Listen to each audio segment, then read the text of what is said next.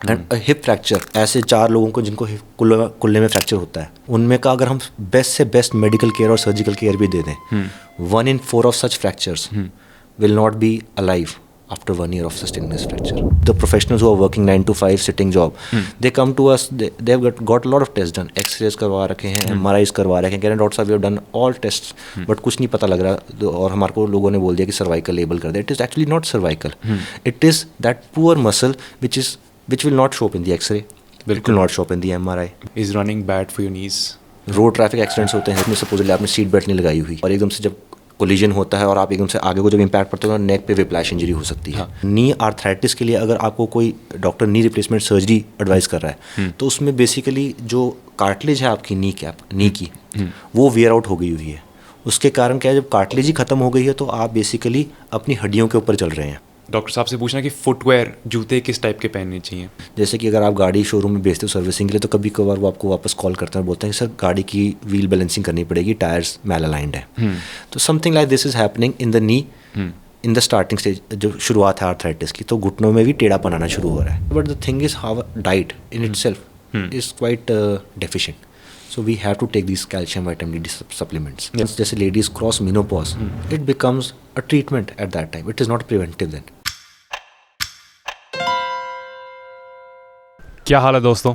आज के इस पॉडकास्ट एपिसोड में हम बात करेंगे डॉक्टर मुकुल कौशल से.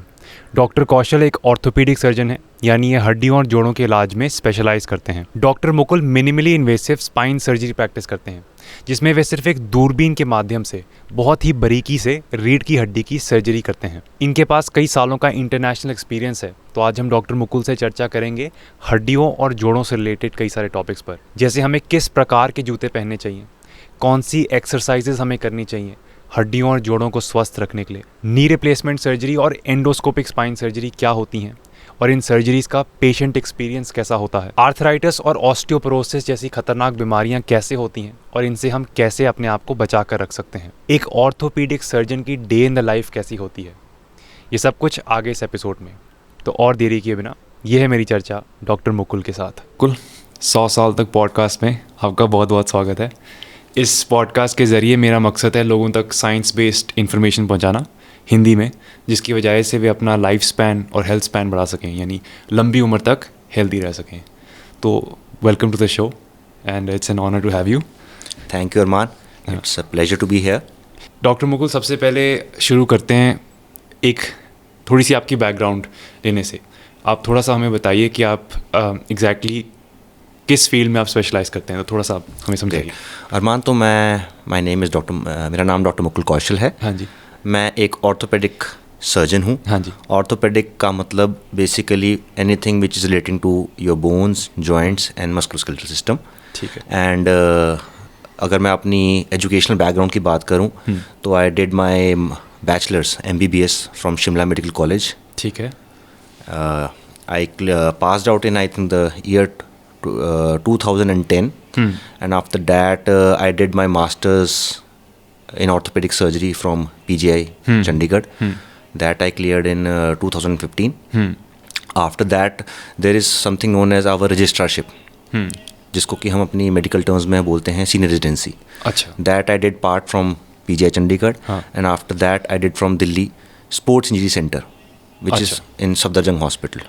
ठीक है. So primarily my interest and my focus in orthopedic surgery is basically arthroscopy. ठीक है. जिसमें कि हम दूरबीन के माध्यम से, मतलब we try to minimize the tissue trauma of the open surgery, and दूरबीन के माध्यम से जैसे कि घुटने की चोट, कंधे की चोट या और किसी जोड़ की चोट के हम मिनिमल एक्सेस रूट से हम उसको ट्रीट करते हैं surgically. And the other aspect of orthopaedics which I am mainly focused on is spine endoscopy. So in spine also there are a lot of different types of surgeries. Even though spine is a very, I would say कि थोड़ा सा लोग डरते हैं spine की surgery को सुनते ही. But now days just like अगर हम पेट की बीमारियों की बात करें, जैसे लेप्रोस्कोपी आ गई हुई है कि पहले गॉल ब्लैडर आप सुनते थे कि बड़े ऑपरेशन से निकाले जाते थे, अपेंडिक्स होते थे बड़े ऑपरेशन से निकाले जाते थे. आज के टाइम में वो सब लेप्रोस्कोपिक दूरबीन के माध्यम से हो गए हैं. तो उसी हिसाब से स्पाइन में भी अब बहुत सारी एडवांसमेंट्स हो गई हुई हैं, और उसकी फील्ड में भी काफ़ी कुछ अब जो पहले हम ओपन सर्जरी से अचीव कर पाते थे, वही सब चीज़ें हम एंडोस्कोपिक मतलब बिना चीर फाड़ के हम एड्रेस कर सकते हैं. And side by side we are also मतलब पेशेंट का इसमें हम क्या करते हैं कि टिश्यू ट्रॉमा कम होता है तो पेन कम होगी पेशेंट को, पेन कम होगी तो उसकी एनाल्जेसिक पेन किलर्स की रिक्वायरमेंट कम हो जाती है, ठीक है, हॉस्पिटलाइजेशन स्टे कम हो जाता है, क्योंकि टिश्यू इंजरी कम करी है तो इन्फेक्शन के भी चांसेस कम हो जाते हैं, ठीक है. So all of this leads to a faster return to their previous level of lifestyle. ठीक है, समझ गया. So this all are like the advantages of all these minimal access surgeries. ठीक है. So these are basically my focus. ठीक है. I'm mainly dealing in the joint arthroscopy, which is जो कि स्पोर्ट्स इंजरीज के सबसेट में आता है, एंड स्पाइन एंडोस्कोपी. ठीक है, ठीक है. तो सबसे पहले आई नो कि लोगों को समझ नहीं आएगा, स्पाइन एंडोस्कोपी थोड़ा सा एक्सप्लेन करिए कि उस सर्जरी में होता क्या है, और जब आप कहते हो कि मिनिमली इन्वेसिव है तो एग्जैक्ट थोड़ा सा आप सर्जरी प्रोसीजर हमें समझा दिए. एब्सोल्युटली. अरमान, तो ऐसा है कि जब भी हम कभी मिनिमली इन्वेसिव या मिनिमल एक्सेस सर्जरी की बात करते हैं, हाँ जी, तो उसमें हमारे बेसिकली गोल्स जो रहते हैं, मेन गोल ये रहता है कि हमें जैसे हमें कन्वेंशनल ऑपरेशन जो बड़ा ऑपरेशन होता है जिसको हम ओपन सर्जरी बोलते हैं ऑफ एनी पार्ट पर से, उसमें हमारा होता है कि हम जैसे कि अगर मैं स्पाइन की बात जैसे हम कर रहे हैं, स्पाइन में पहले क्या होता था कंसेप्ट कि कोई भी अगर बीमारी होती थी जिसको हम मेडिसिन से पेशेंट रिस्पॉन्ड नहीं कर रहा हो, लाइफस्टाइल चेंजेस, अपनी एक्सरसाइज फिजियोथेरेपी से भी उसको लग रहा है कि मैं नहीं इम्प्रूव कर रहा हूँ, तो when we think of surgery, तो सर्जरी में क्या होता था कि हमारे को जैसे स्पाइन के अंदर जब अप्रोच करना होता था पहले, तो we use to cut open the spine entirely from the back. We used to go through the skin. हम सारी मसल्स को कट करके स्प्लिट करके नीचे तक बोन तक पहुंच के, then we used to remove that bone also. Because उस हमारी स्पाइन के अंदर ही हमारी जो स्पाइनल कॉर्ड और जो हमारी स्पाइनल नर्व्स हैं, they are protected by that spine. तो to reach that particular disease और पैथोलॉजी हमारे को इतना कोलैटरल डैमेज करना पड़ता था. So that collateral damage also use to take a toll on the patient. बिल्कुल, ऑफ कोर्स. तो बीमारी को तो हमने इलाज कर दिया, बट साथ के साथ जो हम उतना एक्सेस रिलेटेड हमने जो मॉर्बिडिटी दी पेशेंट को, और नुकसान बहुत हो गया, उससे भी काफ़ी पेशेंट को दिक्कत आती है. इट इज़ जस्ट लाइक कि अगर हम ओसामा बिन लैदेन की बात करें अमेरिका के साथ, तो it was like a surgical strike. They went in, the team went in the middle of the night, they went in there and just जो टारगेट था उसको उन्होंने एलिमिनेट कर दिया. बिल्कुल. The other way would have been कि they no की location यहाँ पर है और ऊपर से वहाँ से उनके बीट बॉम्बर्स जाएं और सीधा बमबारी करें. It is like a carpet bombing. So open surgery would be like something like carpet bombing, कि आपने काफ़ी कुछ तबाह कर दिया उस छोटे से बीमारी को बिल्कुल बिल्कुल ट्रीट करने के लिए. जबकि ये मिनिमल एक्सेस सर्जरीज हैं, इसमें यह कि इट इज़ ऑल टारगेटेड. ठीक है. So we are trying to basically reduce और minimise the approach related morbidity to the patient, कि जो ऑपरेशन के लिए हमारे को बीमारी तक पहुंचने के लिए जो हमारे को शरीर की बाकी की नॉर्मल चीज़ों को नुकसान करना पड़ता था, हम उसको कैसे कम कर सकते हैं. ओके. और क्योंकि इसमें होता था पहले जो एक थॉट प्रोसेस थी, बिकॉज जब भी कोई टेक्नोलॉजी नहीं आती है there is always a resistance to उसको अपनाने के लिए. बिल्कुल. तो जो प्रीवियस थॉट प्रोसेस था उसमें ये था कि जब हम पूरा कुछ ओपन करके कर रहे हैं तो हमको सब कुछ बहुत अच्छा दिखता है, तो chances of injury are minimum. ठीक है. बट उसी चीज़ को काउंटर करने के लिए जैसे कि टेक्नोलॉजी भी एडवांस करती है, तो ऑप्टिक्स और जो हमारे जो कैमरा सिस्टम्स हैं वो इतने एडवांस हो गए हैं. Now we are entering into the age of 4K 8K. So all of this is giving us a even better vision than the human eye can appreciate. So even though we are working through very small छोटे से cut से या छोटे से corridor से काम कर रहे हैं, बट अंदर जो विजन है वो इतनी रेजोल्यूशन उसकी इतनी अच्छी हाई रेजोल्यूशन होती है और इतना मैग्नीफाइड होता है कि we are able to almost appreciate everything with lot of clarity. And actual this has helped us reduce our surgeon related injuries to the patients spinal nerves also. वाह, interesting. एक question मुझे आता है कि जब आप अपनी सर्जरीज करते हो, ज़्यादातर आप एथलीट्स के साथ डील करते हो सर्जरी के लिए, या ये जनरल ओल्ड एज लोगों को होती है, या किस टाइप की पॉपुलेशन आपके पास आती है इन सर्जरीज के लिए ज़्यादातर? अगर हम स्पाइन एंडोस्कोपी की बात करें तो जो बीमारियां हम स्पाइन एंडोस्कोपी से ट्रीट करते हैं यूजली, इनका एक स्पेक्ट्रम है.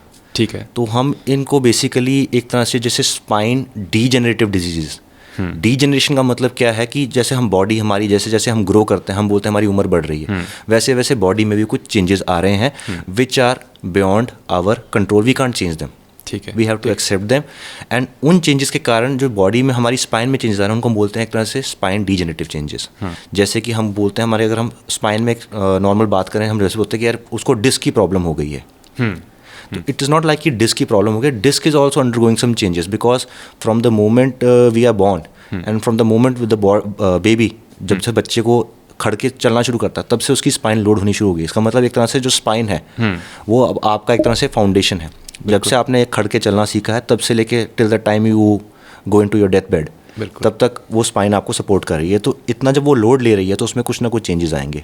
तो जो डिस्क हमारी शॉक अब्जॉर्बर है उनका धीरे धीरे करके वाटर कंटेंट कम होना शुरू हो जाता है, वो धीरे धीरे करके सेटल करनी शुरू कर जाती हैं। और कभी ना कभी कोई अनगार्डेड एक्टिविटी हो जाए या फिर अगर हम बहुत सेडेंटरी और मसल्स हमारी वीक हों तो समटाइम्स वो डिस्क स्लिप कर सकती है, जिसके कारण पेशेंट बोलते हैं यार स्लिप डिस्क हो गया हमारे को।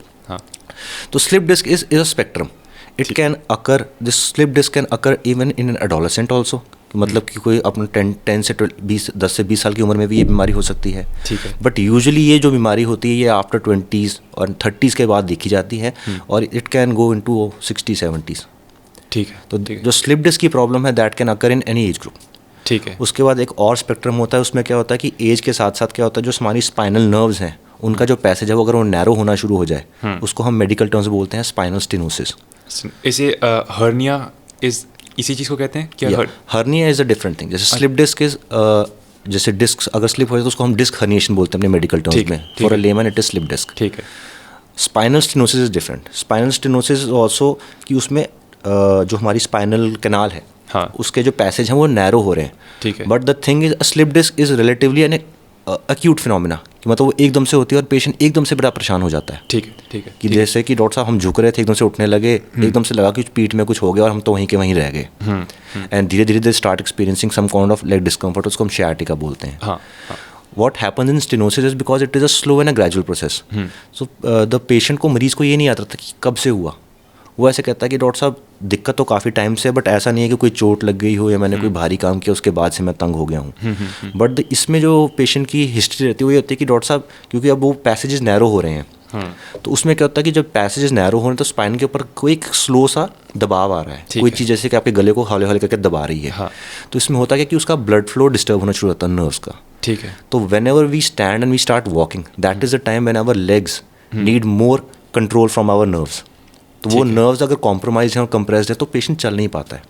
ठीक है। So they are not able to walk, they will give you a very particular peculiar complaint कि डॉक्टर साहब अगर मैं बैठा हूँ मुझे कोई दिक्कत नहीं, मैं लेटा हूँ मुझे बड़ा अच्छा आराम लगता है, बट अगर मैं चलना चाहूँ तो मैं कुछ कदम चलता हूँ उसका मुझे लगता है कि मेरे बटक से लेके नीचे तक कुछ दिक्कत आ रही है और मेरी टांगें मेरा सहारा नहीं दे पा रही हैं, मुझे रुकना पड़ता है, बैठना पड़ता है। मैं बैठ जाऊँगा तो मुझे लगता है कि हाँ डॉक्टर साहब अब मैं ठीक हो गया हूँ, and then again start walking. और धीरे धीरे करके जैसे जैसे कंप्रेशन बढ़ता जाता है वैसे वैसे उनका बेचारों का वॉकिंग डिस्टेंस कम होता जाता है।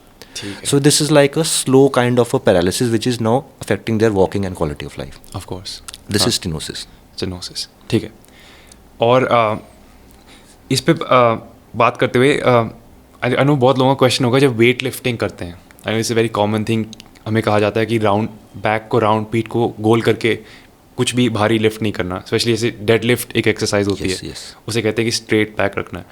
तो हाउ कितना बुरा होता है कुछ हैवी चीज़ लिफ्ट करना राउंडेड बैक के साथ, क्यों इतना उसको मना करा जाता है? अरमान वैसे तो because I am a spine surgeon also, so we एक डिस्क्लेमर देना चाहूँगी, we tend to avoid and discourage our patient specially whoever is coming to us with any spine problem कि आप आगे झुक के अगर कोई भारी चीज़ उठानी तो it is better you avoid.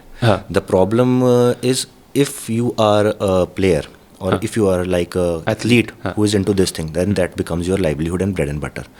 So first and foremost is कि आपकी जो ट्रेनिंग है आपके ट्रेनिंग एरर्स बड़े कम होने चाहिए। जब भी हम आप कभी किसी प्रोफेशनल वेट लिफ्टर को या डेड लिफ्टर को देखेंगे तो जो वो वेट उठाते हैं वो वेट उनकी जो स्पाइन का हमारा जो सेंटर ऑफ ग्रेविटी वो बेसिकली हमारे जो पेल्विस है, पेल्विस की जो बीच में बोन है उसके पास सिचुएटेड होता है। तो जब भी वो उठाते हैं तो वो पूरी उनकी जो लेग्स होती हैं वो उस वेट के बहुत पास होती हैं।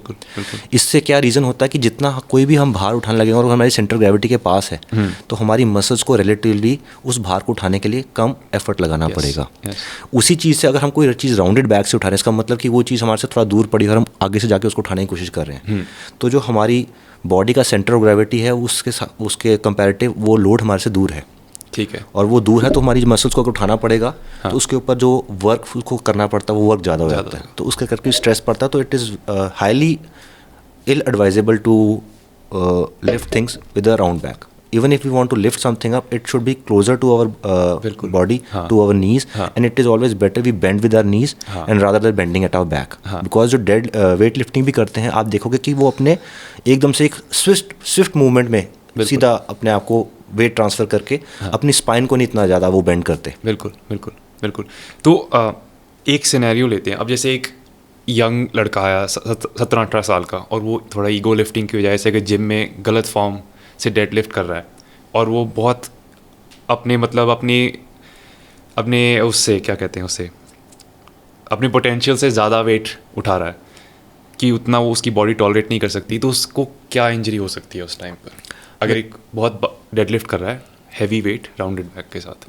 बहुत प्रॉब्लम है इसमें. एक तो ये चीज़ ज़रूरी है समझना उनको कि इवन दो दे थिंक कि वी आर स्ट्रेंथ ट्रेनिंग और हमारी स्ट्रेंथ बढ़ेगी तो हमारे को इंजरी नहीं होगी, but if they are doing it in a wrong way और उसको अगर वो बार बार कर रहे हैं, then he is rather more likely to injure himself. बिल्कुल. He can injure his back in a way कि ही कैन प्रॉबेबली इसमें वो अपनी डिस्क के ऊपर अगर ज़्यादा जोर लगाएं तो उनकी डिस्क उनको प्रॉब्लम करना शुरू कर सकती है. इसमें हमारी स्पाइन के पीछे छोटे छोटे जॉइंट्स होते हैं, फैसेट जॉइंट्स होते हैं. अगर लिफ्टिंग करते हुए वो प्रॉपर लिफ्टिंग ना हो, उनके ऊपर लोडिंग होने के कारण उनको फैसेट जॉइंट की प्रॉब्लम आ सकती है. ठीक है. मसल्स अगर इतनी वीक हों और इतना ज़्यादा लोड सस्टेन करने के लिए ना हो, तो उनमें एक तरह से ओवर यूज़ कर रहे हो आप उनको, ओवर यूज इंजरीज हो सकती हैं. And sometimes if the weight if आप बहुत रिपीटेड मूवमेंट्स करें तो there can be stress fractures also, जिसमें कि ऐसा नहीं कि कोई एक फ्रेश चोट लगने के कारण एकदम से फ्रैक्चर हो गया. इट इज़ समथिंग कि एक नॉर्मल बोन के ऊपर आप इतना अब नॉर्मल लोड प्लेस कर रहे हो ऑन अ रिपीटेड ड्यूरेशन कि वो बेचारी बोन ने जिस तरह से ओवर टाइम जवाब दे दिया, which causes a stress fracture. बिल्कुल. एक यंग एज में स्पाइन इंजरी होना क्वालिटी ऑफ लाइफ को कैसे इफेक्ट करती है, do you think? A spine injury, Arman, is a very bad injury to have per se, because होता है क्या कि spine is supported by a lot of muscles and ligaments all around. And किसी की spine को injury, अगर मैं इस spine injury को एक तरह से fracture से correlate करूँ, तो a fracture होने के लिए the amount of force which that spine has to sustain is tremendous. Most of the times जो मैकेनिज्म क्या होता है इसमें होता है फॉल फ्रॉम हाइट की ऊंचाई से बंदा गिरा है, और जब वो ऊंचाई से गिरता जो सब का सब उसका जैसे कि उसके फुट नीचे लोड लैंड करते हैं ज़मीन पे, तो सारा का सारा जो रिएक्शन फोर्स है वो बॉडी के थ्रू जाके स्पाइन के ऊपर जब ऐड करता है तो there can be fractures and they are usually compression fractures. उसी हिसाब से अगर कोई बहुत हाई वेलोसिटी ट्रॉमा जैसे रोड ट्रैफिक एक्सीडेंट्स होते हैं, रोड ट्रैफिक एक्सीडेंट्स होते हैं, जैसे बाइक एक्सीडेंट हो गया जिसमें कि बहुत ज़्यादा जोर से चोट लगा, जिसमें सपोजली आपने सीट बेल्ट नहीं लगाई हुई और एकदम से जब कोलिजन होता है और आप एकदम से आगे को जब इम्पैक्ट पड़ता है तो नेक पे विप्लैश इंजरी हो सकती है. तो all of these are very serious injuries, specially because reason being because this spinal canal and the spinal column is protecting your spinal cord and your spinal nerves. Because that spinal cord is like the neural link between the brain and your extremities.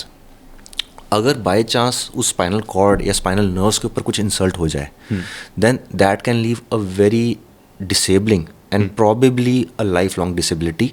इसलिए it is very important that we prevent, we educate the patients and the masses कि we should always wear a seat belt. Fall from height जैसे कि है कि अगर आपकी security में measures होने चाहिए, बिकॉज होता क्या कि जैसे कि कभी कभार रात को कोई बंदा फ़ोन सुनने के लिए बाहर निकला और एकदम से ट्रिप हो गया और नीचे गिर गया, तो ये सब चीज़ें. And in young patients if अगर स्पाइन इंजरी हो जाए जिसके साथ उसकी अगर स्पाइनल कॉर्ड भी डैमेज हो जाए, it can lead to weakness in either their upper extremities, ऊपर की बाजू में या लातों में, and which can be like a disability. Of course. And if it's a young and a productive age group, it can really take a toll on the entire family. बिल्कुल. ठीक है.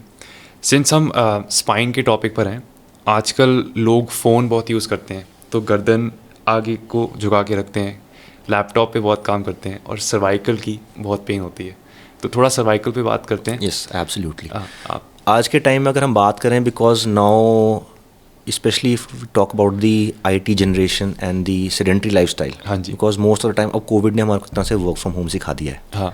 तो इसमें होता क्या है कि मोस्ट ऑफ द टाइम अगर हम यंग जनरेशन की बात करें, जो कि काम तो अभी इतना, चलो they are not engage so much professionally, but phone पे जैसे कि आजकल हम काफ़ी इंगेज रहते हैं, तो मोस्ट ऑफ द टाइम अगर आप देखोगे तो कोई भी आदमी होता है वो हमेशा ऐसे आगे को झुक के अपना फ़ोन में एंगेज होता है। तो इससे क्या होता है कि इसको हम बोलते हैं टेक्स्ट नेक सिंड्रोम, कि आप बस बैठ के मोबाइल पे कुछ ना कुछ आप टाइप या स्क्रॉल करी जा रहे हैं।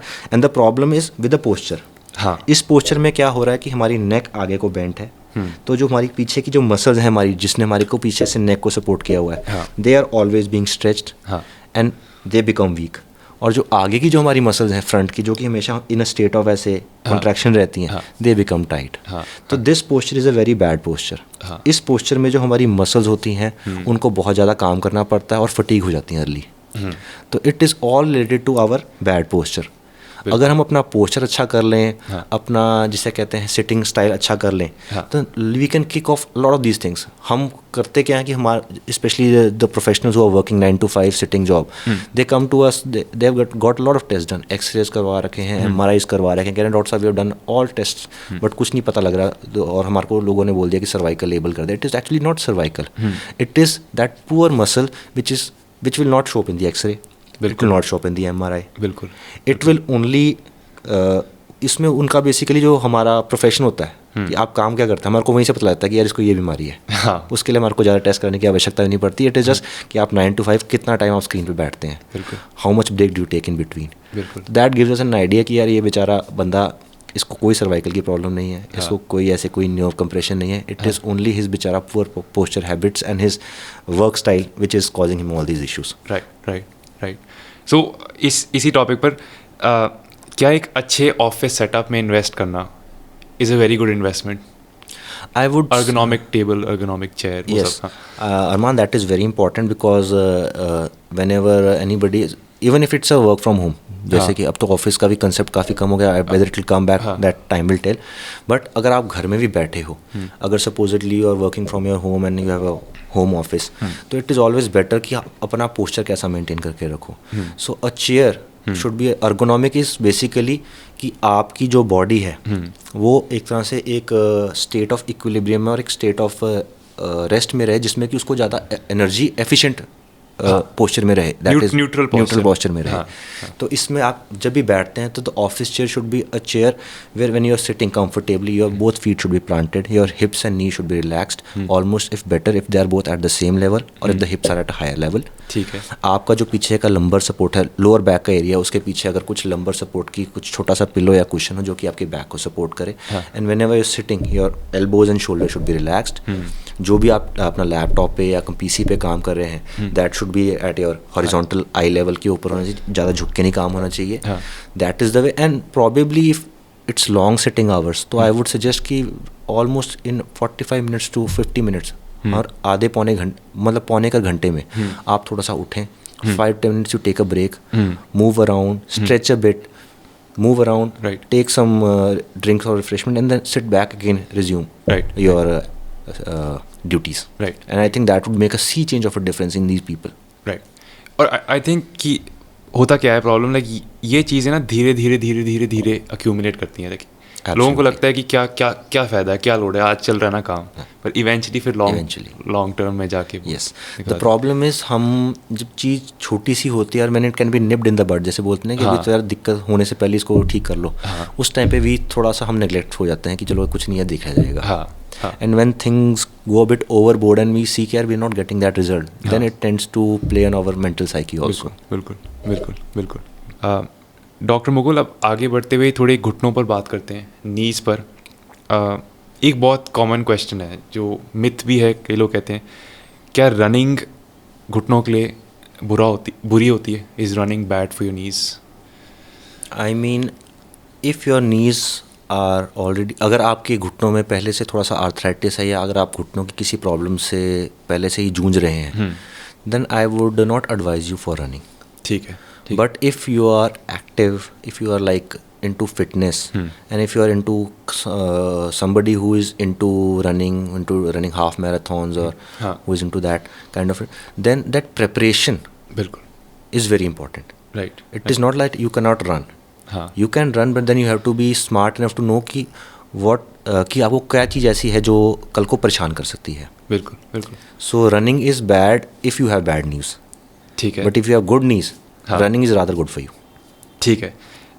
अब जैसे आई गेस प्रॉब्लम कहाँ होती होगी, अगर एक बंदा फॉर एग्जांपल जो ऑफिस में काम करता है, कल को जाके वो रनिंग करना शुरू करता है, एकदम से वो बहुत ज़्यादा रनिंग कर लेता है, तो वुड दैट बी प्रॉब्लमैटिक कि आपको एक्सपोजर नहीं है पहले से रनिंग का और आपने एकदम से जाके अपना वर्कलोड बहुत ज़्यादा बढ़ा दिया? यस, ये इसके लिए एक बड़ी स्पेसिफिक टर्म है, हम लोग उनको बोलते हैं वीकेंड वॉरियर्स। हाँ, तो इसमें होता क्या है कि हम एकदम से we get probably charged up, हाँ, हमारे को लगता है कि now we have to take charge of our health and we have to start and what will do from the next days we gonna run like hell. हाँ, इसमें दिक्कत ये आती है कि जब शरीर को उस चीज़ की आदत नहीं थी और आपने शरीर से एकदम से ऐसा काम कराना शुरू कर दिया, you are gone into a like a unaccustomed बिल्कुल एक्टिविटी फॉर दैट बॉडी। बिल्कुल। So even though in the heat of that moment आपको लगा कि नहीं, I am doing very great, I am very good, ये तो मैं कर सकता हूँ, but in the next couple of days your body will start giving you signs कि आपने जो ये किया ये इतना जल्दी नहीं करना चाहिए था, थोड़ा सा रुक के करना चाहिए था। तो this becomes like I would say again an over use injury. ठीक है। आपने कहा था कि अगर आपकी नीज़ में प्रॉब्लम है तो फिर रनिंग आपको अवॉइड करनी चाहिए। तो क्या नॉन कॉन्टैक्ट एक्सरसाइज जैसे साइकिलिंग या स्विमिंग वो एक अच्छा ऑल्टरनेटिव ऑप्शन होगा? कोई भी इंसान जिसको घुटनों में या कोई भी वेट बेयरिंग जॉइंट है जैसे हमारे हिप्स है, अगर उसमें आर्थराइटिस की प्रॉब्लम जिसके कारण उनको चलने में दर्द होता है या स्टिफनेस रहती है, उनके लिए cycling is a very good exercise. Swimming is a very good exercise because swimming will stress both your heart and your entire body. So swimming is a very good exercise provided if you are not scared of the water and if you're wanting to learn swimming. Swimming is a very good exercise. The other thing is patients काफ़ी हमसे पूछते हैं कि doctor साहब हमारे को तो घुटनों में आर्थराइटिस है तो हमारे को तो चलना भी मना किया हुआ है। I would like to say कि इसमें ऐसा नहीं है कि आपको चलना मना है। आर्थराइटिस एक ऐसी बीमारी है जो कि जब एक बारी शुरू हो जाए तो उसका एक तरह से ना धीरे धीरे करके वो बढ़ती जाएगी। ठीक है। सैडली अभी तक हमारे पास आर्थराइटिस का कोई क्योर नहीं है कि हम क्या वो उस बीमारी को रिवर्स कर सकते हैं, सैडली नो। बट वो बीमारी बढ़ती जाएगी। बट ऐसा नहीं है कि आज अगर आपको आर्थराइटिस की बीमारी ने डायग्नोसिस दिया है तो ऐसा नहीं है कि आपका 1 या 2 साल में हो जाएंगे जोड़ खराब, बिल्कुल के बिल्कुल।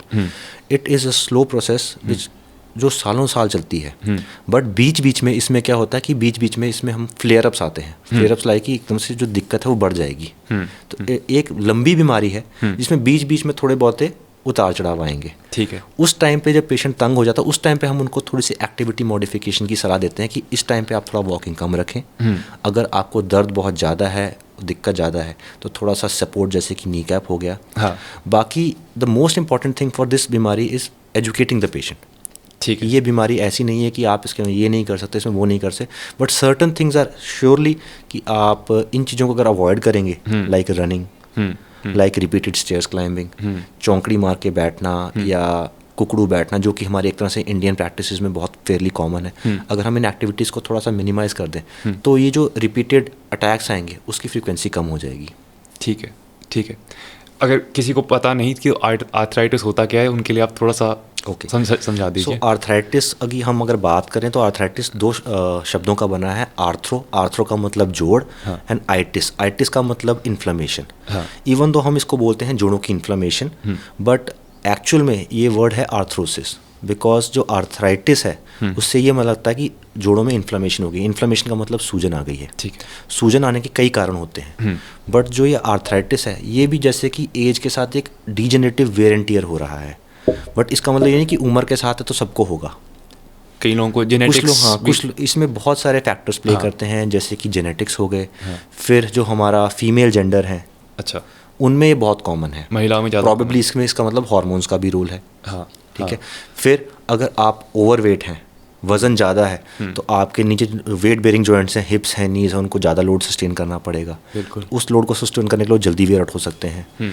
अगर आपकी सेडेंटरी लाइफस्टाइल है तो जो आपकी मसल्स हैं उन जॉइंट्स के अराउंड, अगर वो इतने एक्टिव और इतनी स्ट्रेंथ, इतनी ताकतवर नहीं है, तो वो भी उन जॉइंट्स का लोड को सपोर्ट नहीं कर पाती हैं। बिल्कुल। उसके कारण भी आर्थराइटिस बढ़ सकता है। कोई पुरानी चोट लगी हो जो कि नेग्लेक्ट हो गई हो या प्रॉपरली ट्रीट ना करी गई हो, उसके कारण भी आर्थराइटिस हो सकता है। तो arthritis can have lot of causes, but the main thing is the degenerative wear and tear which which जो बाद में जाके दिक्कत कर सकती है, बट इट अगर दिक्कत करेगी भी तो it will be a very slow and study process. ठीक है, ठीक है.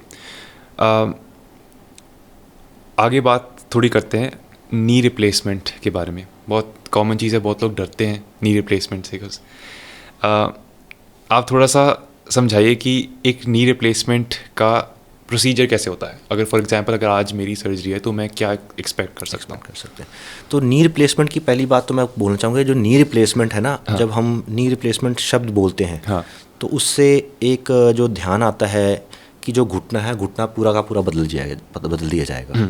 तो नी रिप्लेसमेंट जो वर्ड है एक्चुअली में एक थोड़ा मिसनोमर है, अगेन गलत वर्ड है. ठीक है. क्योंकि होता एक्चुअली में क्या है कि जिस नी आर्थराइटिस के लिए अगर आपको कोई डॉक्टर नी रिप्लेसमेंट सर्जरी एडवाइस कर रहा है तो उसमें बेसिकली जो कार्टिलेज है आपकी नी की वो वेयर आउट हो गई हुई है. उसके कारण क्या है, जब कार्टिलेज ही खत्म हो गई है तो आप बेसिकली अपनी हड्डियों के ऊपर चल रहे हैं. कार्टिलेज सपोर्ट खत्म हो गया हुआ है. तो you are basically now only changing the surface of that joint. बिल्कुल. सो आज के टाइम में अगर आप सुनेंगे तो there is a word known as knee resurfacing. ठीक है. तो knee resurfacing and knee replacement are actually both the same things. ठीक है. And knee replacement and knee resurfacing की अगर बात करें तो this is a surgery which is life changing surgery specially for end stage arthritis, जहाँ पे कि पेशेंट अपनी दवाइयों का भी ट्रीटमेंट कर चुका है, एक्सरसाइज फिजियोथेरेपी भी अच्छी तरह से कर रहा है, but in spite of this अपना लाइफस्टाइल भी मॉडिफाई कर लिया है, बट उसके बावजूद भी चलने फिरने में उसको बहुत दिक्कत आ रही है और उसकी क्वालिटी ऑफ लाइफ और activities of daily living disturb हो रही हैं. तो जो knee replacement surgery it is a very successful surgery. और आज के टाइम में इवन दो वी आर कुछ there is a lot of scientific data which is showing कि यंग एज में भी it is quite successful, but still जो data है अभी तक हमारे पास, जो पेशेंट डेटा है उसमें मैंने देखा कि 20 to 30 ईयर्स का अभी तक इसका लॉन्जेविटी डेटा है. कि मतलब अगर हम किसी में नीज़ इम्प्लांट करते हैं और वो नीज़ अगर अच्छी टेक्निक से इम्प्लांट करी गई हैं then that knees will almost stand keep on working for next 20 से 30 साल. 20 से 30 साल. उसके बाद अगर वो कुछ दिक्कत करती हैं तो हो सकता है we may have to revise और do a second surgery. So इसलिए बिकॉज ये जो जोड़ है ये 20 से 30 साल तो चलेंगे ही चलेंगे, तो इसलिए we tend to avoid surgeries in younger patients and older age group, specially if you are above 55 और 60 and if you are tried everything and it is still affecting quality of life, तो हम knee replacement या नी resurfacing surgery offer करते हैं. इसमें होता basically वही है कि हम आपके नी को फ्रंट से पेशेंट के एक्सपोज करके सारा का सारा जो डिजीज जॉइंट कार्टिलेज है उसको हम एक तरह से प्लेन करके तैयार कर देते हैं ताकि उसके ऊपर हम अपने न्यू मेटल कैप्स फिट कर पाएँ. और वो फिटिंग करने का उसको हम सीमेंट के माध्यम से, बोन सीमेंट के माध्यम से उसको वहाँ पे फिक्स कर देते हैं. And after everything we clean the joint and stitch back the joint and next day से probably we can make the patient stand and walk. ठीक है. तो पूरी सर्जरी की ड्यूरेशन कितना होगा एक दिन के अंदर? ऑफ कोर्स प्री टेस्ट वगैरह तो होते हैं, स्क्रीनिंग होती होगी. कोई भी पेशेंट जब हमारे पास आता है तो first it is very important to discuss the issues, क्योंकि ये पेशेंट्स जो होते हैं स्पेशली ऐसा नहीं है कि सिर्फ इनको घुटनों की प्रॉब्लम होती है, इनको और भी मेडिकल प्रॉब्लम्स होते हैं, जैसे डायबिटीज़ हो सकता है, हाइपरटेंशन हो सकता है, हार्ट की कुछ दवाइयाँ ले सकते हैं, हो सकता है हार्ट में स्टेंट डला हो, प्रीवियस कोई सर्जरीज हो रखी हों, तो उसके कारण this is basically a potentially high risk patient. हाँ. तो कोई भी सर्जरी करनी है उससे पहले इनके सारा टेस्ट करना पड़ता है, इनको इवैल्यूएट करना पड़ता है. Lot of blood test are done to see whether they are fit to undergo surgery. And once the clinician and हमारे जो बेहोशी के डॉक्टर एनेस्थेटिस्ट होते हैं जो क्लियर कर देते हैं उसके बाद then they are taken up for surgery. But most of the times क्योंकि ये जो बीमारी है ये दोनों घुटनों में यूजली होती है, कभी कभार बराबर तंग करती है, कभी कभार एक को ज़्यादा तंग करती है, को कम तंग करती है. तो समटाइम्स सर्जरी दोनों घुटनों की एक साथ करनी है या एक ही घुटने की एक टाइम पे करनी है, वो डिसीजन भी पेशेंट की बेसिकली जो फंक्शनल रिजर्व है उसके ऊपर डिपेंड करता है. ठीक है. तो कोई पेशेंट अगर हमें लगता है कि he is not fit to undergo bilateral both knee surgeries at the same time, उसमें हम स्टेज नी सर्जरी करते हैं कि पहले हम एक घुटना कर देंगे और उसके बाद सेकेंड स्टेज पे after 2 or 3 months we plan the second knee. जहाँ तक टाइम ड्यूरेशन की बात रही कि एक सर्जरी में एक नी को कवर करने में क्या रिसर्फेस करने में कितना टाइम लगता है, तो usually it takes around 1.5 hours. 1-1.5 घंटा. 1 से 1.5 घंटा. This I am talking about skin to skin. Some doctors में क्लेम कि हम इससे जल्दी कर देते हैं, but that is not being counted as skin to skin. Skin to skin का मतलब होता है कि आपने स्किन में इंसिजन दिया, आपने सारा कुछ अंदर प्रोसेस करके स्किन को जब वापस स्टिच कर दिया. This takes almost 1.5 hour for 1 knee. ठीक है, ठीक है. मैंने सुना है कि कई लोग नी रिप्लेसमेंट से इससे डरते हैं बिकॉज कहते हैं कि इट्स आपकी घुटने कभी उतने अच्छे नहीं होते जितने नेचुरल होते थे. So that's why The thing is, because this surgery, knee replacement surgery, is basically a pain relieving surgery. दर्द कम करने के लिए. हाँ. इसका जो मेन उद्देश्य है, हाँ. इसका मेन उद्देश्य है जिस दर्द के कारण आपके जिस घुटने की दर्द के कारण आप खड़ नहीं पा रहे, चल नहीं पा रहे, हाँ. आपको बड़ी दिक्कत आ रही है, उस दर्द को हम कम कर दें. ठीक है. हम उस दर्द को पूरा गायब कर पाएंगे. हाँ. हम पूरे यकीन से नहीं बता सकते, क्योंकि अभी तक देखा गया है कि इतने सारे विश्व में हम जोड़ बदल रहे हैं. हाँ. Around 80 to 85% patients are very satisfied after knee replacement surgery. बहुत खुश हैं. हाँ. हाँ. बट कुछ अभी भी 15 से 20% लोग हैं. हाँ. जो कि आपने सर्जरी तो पूरी अच्छी करी, सर्जरी बनती भी थी करनी. हाँ. पेशेंट का बीमारी भी वैसा था, आपने ऑपरेशन ही बिल्कुल ठीक कर दिया, बट उसके बाद भी वो पेशेंट्स नाखुश हैं. हाँ. तो there are still certain factors which we are not able to अभी तक डिकोड नहीं कर पा रहे हैं हम लोग. बट सर्जरी के बावजूद, सर्जरी के बाद एक्चुअली, क्योंकि surgery is just half of the treatment process. हाँ. उसके बाद अगर पेशेंट अपनी रिकवरी में खुद एक्टिव पार्टिसिपेंट नहीं होगा, अच्छी तरह से फिजियोथेरेपी नहीं करेगा, मूवमेंट्स नहीं लेके आएगा, मसल में स्ट्रेंथ रीगेन नहीं करेगा, देन पेन तो कम हो जाएगी, but that satisfaction level which the patient wants, he will not get that. So surgery is one part. The other part is the physiotherapy and rehabilitation, जिसमें कि patient को भी active participant बनना पड़ेगा. ठीक है. अगर कोई बेचारा फिजियोथेरेपिस्ट आता है, वो एक्सरसाइज करवाता है, और पेशेंट अपना आधे पौने घंटे का फिजियोथेरेपी सेशन है, उसके बाद पेशेंट पूरे दिन कोई एक्सरसाइज नहीं कर रहा है, then it will be basically बेचारा पेशेंट का ही नुकसान होगा. बिल्कुल बिल्कुल बिल्कुल, मेक सेंस. आगे बढ़ते हुए, अगर जैसे मैं एक यंग 26-27 ईयर ओल्ड हूँ, अगर मैं चाहता हूँ कि मैं अपनी नीज़ को जैसे कहते हैं ना बुलेट प्रूफ कर लूँ, कि मुझे इनमें कोई दिक्कत ना आए, तो क्या रिकमेंडेशंस होंगी आपकी? क्या सबसे ज़रूरी चीज़ें क्या हैं इसमें? सबसे ज़रूरी चीज़ तो I would suggest is endurance training, strength training, and अपनी मसल्स की जो फ्लेक्सिबिलिटी है उनको आप इम्प्रूव करें. Yoga is very good. Yoga is very safe, and yoga I definitely recommend. ठीक है, ठीक है. Young person, because relatively they are more flexible. जैसे जैसे हमारी एज बढ़ती है, हम थोड़े लेस फ्लेक्सिबिलिटी कम हो जाती है. तो उस टाइम पे अगर हम फ्लेक्सिबिलिटी अपनी मेंटेन करके रखते हैं, स्ट्रेंथ अगर हमारी अच्छी इंप्रूव होती है, स्ट्रेंथ के लिए आपको वेट ट्रेनिंग करनी पड़ेगी. वेट ट्रेनिंग करेंगे उससे अच्छे होंगे. अपनी इंड्योरेंस आपको बढ़ाने के लिए थोड़ा सा रनिंग, कार्डियोवैस्कुलर एक्टिविटीज़ जिसमें कि रनिंग हो गई, स्विमिंग हो गई, उससे आपकी इंड्योरेंस बढ़ेगी. तो all of these things are gonna make your knees quite bullet proof. ठीक है. नीज के साथ साथ आपके ऑलमोस्ट पूरे शरीर को भी. ठीक है, ऑफ कोर्स. एक आई थिंक एक टिप और जो हेल्प करेगा वो है कि अगर आप ओवरवेट हैं तो अपना वेट घटाना, राइट? एब्सोल्युटली. जितना वेट ज़्यादा उस पर होगा उतना वेयर एंड टेयर. यहाँ तक कि जो वेट है, वेट के साथ तो इतना बीमारी लिंक्ड है कि हार्ट की बीमारी हो गई, शुगर, डायबिटीज़. तो if we are able to reduce our weight, because weight actually patients आते हैं हमारे पास, कहते हैं डॉक्टर साहब कोई ऐसी दवाई लिख दो जिससे कि वज़न कम हो जाए, but sadly there is no easy way for this. इसमें भी वही है that you have to manage your diet and you have to be physically active, कि जितनी कैलोरीज आप अंदर ले रहे हैं, अगर आप उससे ज़्यादा कैलोरीज बर्न करेंगे तो बॉडी में आपका वेट रिडक्शन अपने आप ऑटोमेटिकली होता जाएगा. एंड यहाँ तक there is some data which says कि अगर हम अराउंड 5 to 6 kgs वेट कम कर लें, तो that may reduce our risk of arthritis in later age by almost 50%. Wow, interesting. Supplements का ले लें, do you recommend anything? Supplements का अरमान, if we talk about supplements is something which ऐसे नाम बोलता है, it will supplement. So any supplement can not substitute a good diet. बिल्कुल. आपकी अगर डाइट अच्छी है then everything is good. If you think कि यार मैं खाना वाना नहीं खाऊंगा ढंग का, जंक खाऊंगा, बाहर का खाऊंगा, वर्कआउट भी करूंगा और साथ में थोड़ा सा सप्लीमेंट ले लूँगा, it won't do anything. Rather supplements के ऊपर जो हमारी जो एडवाइजरी है स्पोर्ट्स फिजियोथेरेपिस्ट की, वो ये बोलती हैं कि these are something which are very inconclusive, because most of the supplement जैसे कि हम स्पेशली जैसे जिम जाने वाले जो लोग हैं, देट स्वेयर बाय इट कि हम ये भी खाते हैं वो भी खाते हैं, बट द प्रॉब्लम इज जो क्वालिटी कंट्रोल है मैन्युफैक्चरिंग लेवल पे, राइट, वो नहीं है इतना क्लियर. सो उसमें क्या अडल्ट्रेशन हो रही है, वी डोंट नो. आजकल there are lot of the supplements, bone health, ये वो पता नहीं लोग क्या कुछ, no. That is why the evidence is inconclusive whether they will help it और not. But the thing is जो मेंटल सेटिस्फैक्शन लोगों को मिलती है, right, you can't challenge it. Right, right, right. But the thing to be aware of is कि अगर आपकी diet अच्छी है, of course, then nothing beats that. Of course. Supplements are just to, जैसे for example I feel a good supplement की जब कई लोग जो उन देशों में रहते हैं जहाँ सनलाइट नहीं आती, Yes. जैसे विंटर के मंथ में, जैसे कनाडा में बहुत कम सनलाइट आती है, तो विटामिन डी का एक supplement. Absolutely.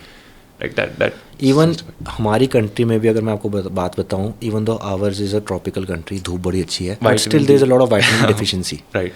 So it is not कि अगर धूप है तो विटामिन डी नहीं होगा, it is because of our lifestyle now.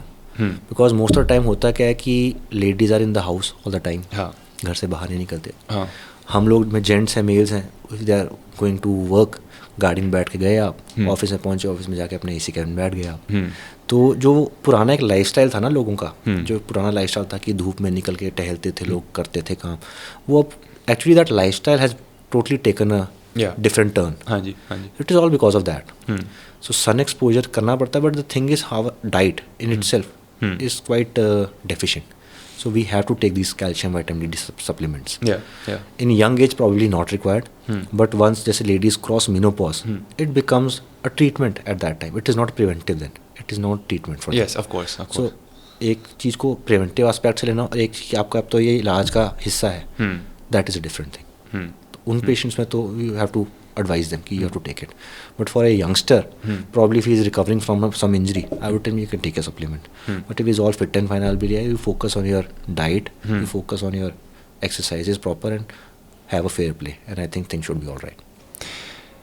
जो आप नी रिप्लेसमेंट सर्जरीज करते हो, उसमें क्या आपको ज़्यादातर ओल्डर एज लोग दिखते हैं या यंग केसेस भी आपके पास आए? एक्चुअली जो नी रिप्लेसमेंट है, नी रिसर्फेसिंग सर्जरी है, हाँ, this is the surgery basically for the elderly age group.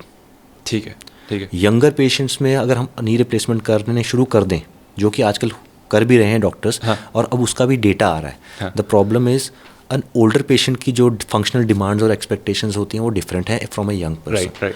Older patient wants कि मेरा को यार चलते फिरते दर्द ना हो, हाँ, बिल्कुल. मैं अपना सेल्फ सफिशिएंट और इंडिपेंडेंट रहूँ. राइट. जबकि जो एक यंगस्टर है, यंगस्टर कि एक तो है कि अभी तो बहुत एक्टिविटी है, एज है, तो they will be running around, they will be jumping around, they will be engaging in lot of physical sports and activities. उसके कारण क्या है कि जो हमने वो नी इम्प्लांट किए, आर्टिफिशियल नीज इम्प्लांट किए, they are taking a lot of load, so उनकी लॉन्जेविटी कम हो जाती है. तो इसीलिए जो हमारा एज है, जिस एज पे हम नी रिप्लेसमेंट सर्जरी कर रहे हैं, वो इन्वर्सली प्रोपोर्शनल है हमारी लॉन्जेविटी के साथ. राइट.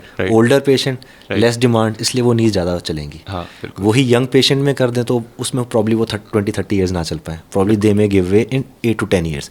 इसलिए यंग पेशेंट्स में हम लोग थोड़ा नी रिप्लेसमेंट सर्जरी करने में हेसिटेंट होते हैं. उनमें हम यूजुअली बात करते हैं यूजुअली नी प्रिजर्वेशन सर्जरीज की.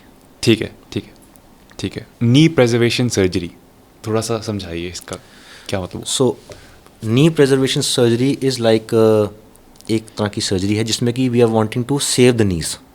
जैसे कि नी रिप्लेसमेंट या नी सर्फेसिंग में तो बीमारी इतनी एडवांस भी चली गई थी कि now we have change the joint surface, तो हमने पेशेंट की पेन रिलीफ अचीव कर ली है. बट नी प्रिजर्वेशन सर्जरी में क्या है कि supposedly a person is less than 50-55, he is physically very active, he plays tennis और he is into running, and वो चौंकड़ी भी मार के बैठना चाहते हैं, वो दौड़ना भी चाहते हैं, सब कुछ करना चाहते हैं, बट उनके नीज उनको अलाउ नहीं कर रहे हैं.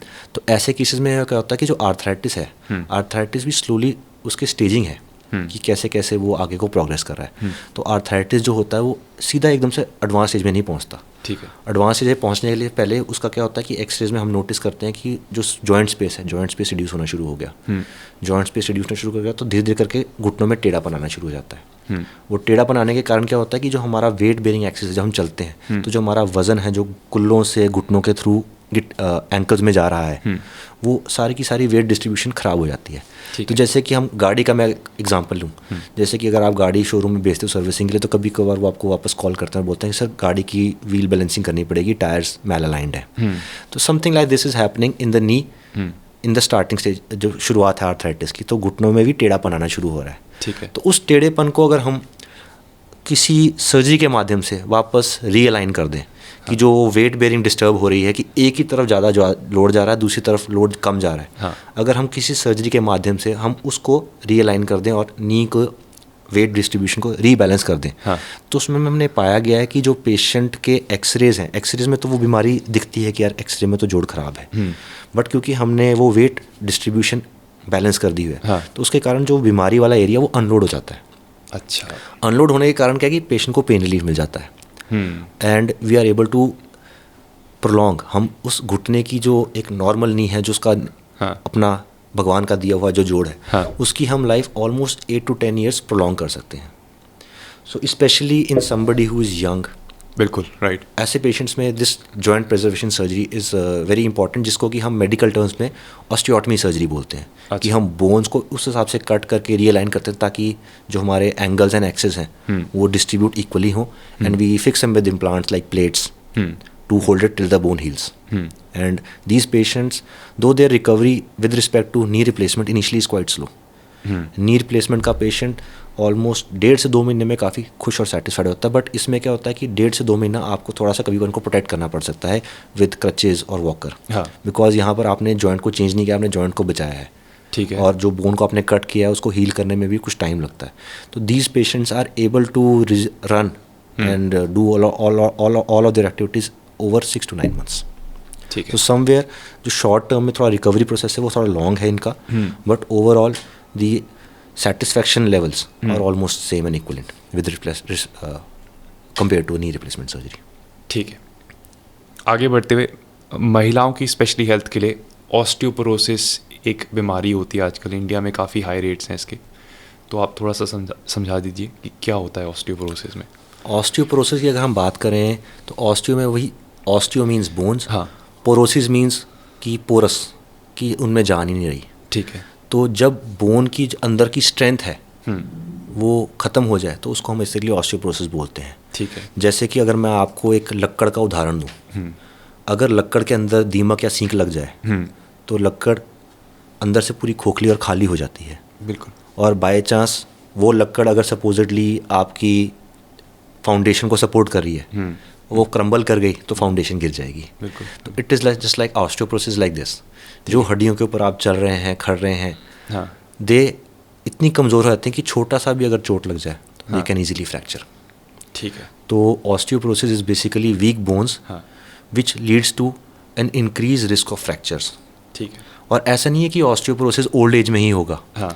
इसका जो प्रिवेंशन है वो हम यंग एज से भी कर सकते हैं। यंग एज से मतलब क्यों? बिकॉज बाय दैट जब हम एक बारी जब बच्चा पैदा होता है तब से लेके जो 30-35 ईयर्स है तब तक एक तरह से जो हमारा बोन होता है, बोन इन ग्रोथ हो रही होती है और बोन की ना जो स्ट्रेंथ होती है वो बढ़ती है।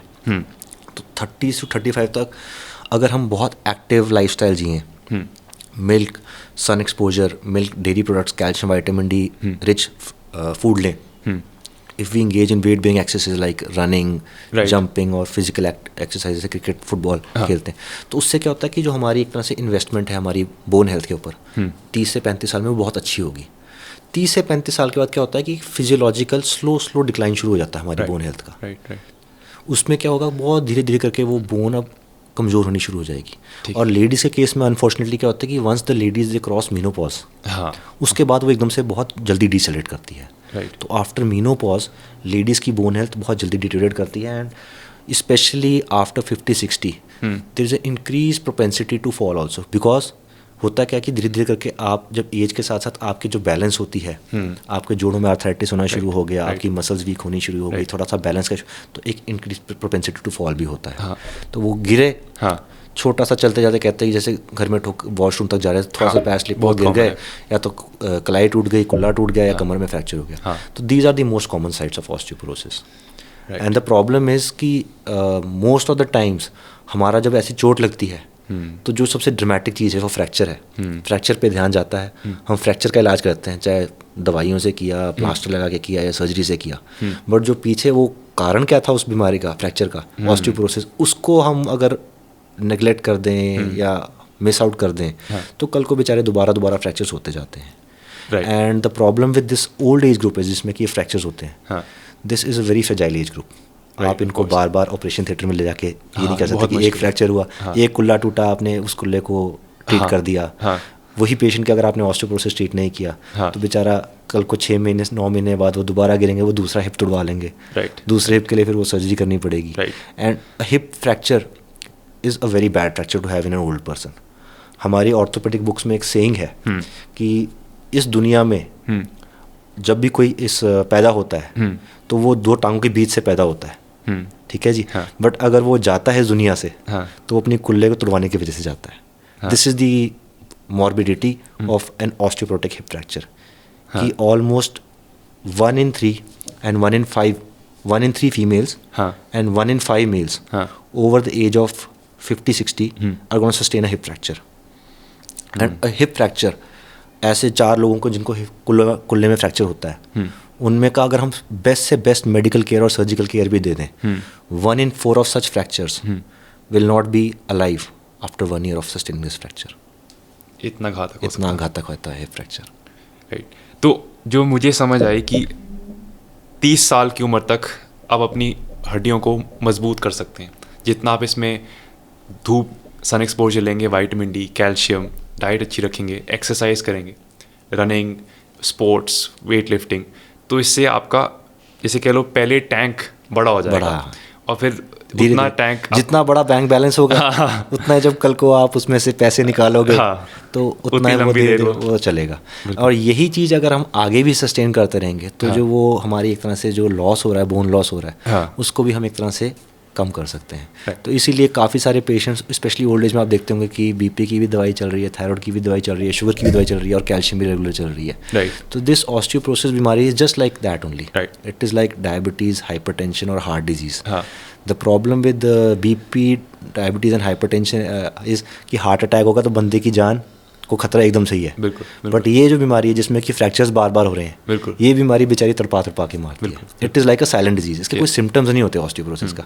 इसका एक ही जो ड्रामेटिक सिम्टम होता है, गिर गया, फ्रैक्चर हो गया। हाँ, जब मैं कॉलेज में था तो हमें कहते थे कि जो बड़ी उम्र के लोग हैं उनके लिए भी वेट ट्रेनिंग बहुत इंपॉर्टेंट है क्योंकि उससे वो जो बोन का लॉस होता है वो स्लो हो जाता है। हालांकि हाँ, राइट। तो उन्हें कहते थे कि अगर आप सिर्फ थैले में कुछ पत्थर डाल के भी अगर उन्हें ऐसे लिफ्ट कर सकते हो तो वो भी एक अच्छा स्टिमुलस देगा। वेट बेयरिंग एक्सरसाइजेज, मसल्स के ऊपर जो काम करवा रही हैं, दे आर वेरी इंपॉर्टेंट। ठीक है। And the most neglected part is basically for osteoporosis is not the treatment part, it is the prevention part. Old age में क्योंकि हमने अभी तक सिर्फ बात किया कि फ्रैक्चर का इलाज करना है, हम अगर फॉल्स को ही प्रिवेंट कर लें जिसके कारण फ्रैक्चर हो रहा है, बिल्कुल, तो बहुत चेंजेस हो सकते हैं। जैसे कि अगर हम वॉशरूम्स के अंदर बात करें, वॉशरूम के अंदर एक सिंपल सा अगर एक हैंड रेल लगा दें, क्योंकि होता क्या कि यूजली उठते वक्त या बैठते वक्त जब वॉशरूम के ऊपर ना तो एकदम से डिसबैलेंस होकर बेचारे बुजुर्ग गिर जाते हैं। If they able to handle they can probably prevent that fall. उसी हिसाब से घर में लाइटिंग अच्छी हो, स्पेशली रात को उठ के जब जाते हो तो कभी कभार क्या होता है कि आप लाइट भी ऑन नहीं करते हो, आप ऐसे ही वॉक करते हो, तो अगर सेंसर लाइट्स लगी होंगी, जैसे ही आपने बेड से उठ के दरवाजा खोला वॉशरूम को उसी टाइम लाइट ऑन हो जाए तो एटलीस्ट उससे भी आपकी फॉल प्रिवेंशन होती है। तो fall prevention strategies are very important also, I feel. Right. और आई गेस लाइक इफ अगर आप बड़ी उम्र में हो और आपका एक हिप फ्रैक्चर हो जाता है तो आपकी क्वालिटी ऑफ लाइफ तो ऑलमोस्ट खत्म हो जाती है। बिल्कुल right. Like quality of life की अगर मैं बात करूँ अरमान, इसमें जैसे कि मैंने बताया, एक तो द सैड पार्ट इज कि 1 in 4 will not be alive after, and hip fracture is something in this age group which has to be operated. अगर हम उसकी सर्जरी, अगर कुछ पेशेंट्स आते हैं कि डॉक्टर साहब उनकी तो उम्र इतनी ज़्यादा है, वो तो ऑपरेशन के काबिल नहीं, आप और ऑपरेशन करने को बोल रहे हैं, तो उसका दूसरा ऑल्टरनेटिव क्या है? उसका ऑल्टरनेटिव ये है कि बेचारा पेशेंट बेड पर लेटा रहेगा। अगर कोई 50-60 एज का बंदा जिसको इतनी सारी कोमॉर्बिडिटीज़ हैं, बीपी है, शुगर है, और वो बेड पे लेटा हुआ है, उसकी क्वालिटी ऑफ लाइफ क्या रहेगी? कुछ नहीं। उसको बेड सोर हो जाएंगे, लेटे चेस्ट में इन्फेक्शन, न्यूमोनिया हो जाएगा, पेशाब के रास्ते इन्फेक्शन हो जाएगी। तो it will be a very, I would say, agonizing life to live. Right. तो इसीलिए surgery has a risk, but I think that benefit of operating and getting that patient out of bed early far outweighs that risk. और जहाँ तक quality of life की बात करें, most of these patient, जैसे एक तो बेचारा सैडली नहीं बचा 1 साल बाद, बट जो बाकी के 3 हैं उनका क्या हशर हुआ. उन बाकी के 3 में से ये पाया गया है कि जो वो 3 लोग थे उनमें से होगा कि 2 लोग कुछ ना कुछ टाइप के असिस्टेड एम्बुलेशन के साथ चल रहे हैं. मतलब पहले अगर वो इंडिपेंडेंट थे, अब ये है कि कुछ ना कुछ उनको वॉकर या स्टिक के साथ चलना पड़ रहा है. और एक आदमी होगा होपफुली जो कि पहले भी अगर बिना किसी सपोर्ट के चल रहा था तो आज वो बिना सपोर्ट के चल रहा है. तो there is a lot of morbidity and mortality associated with this hip fracture. ठीक है, ठीक है, ठीक है.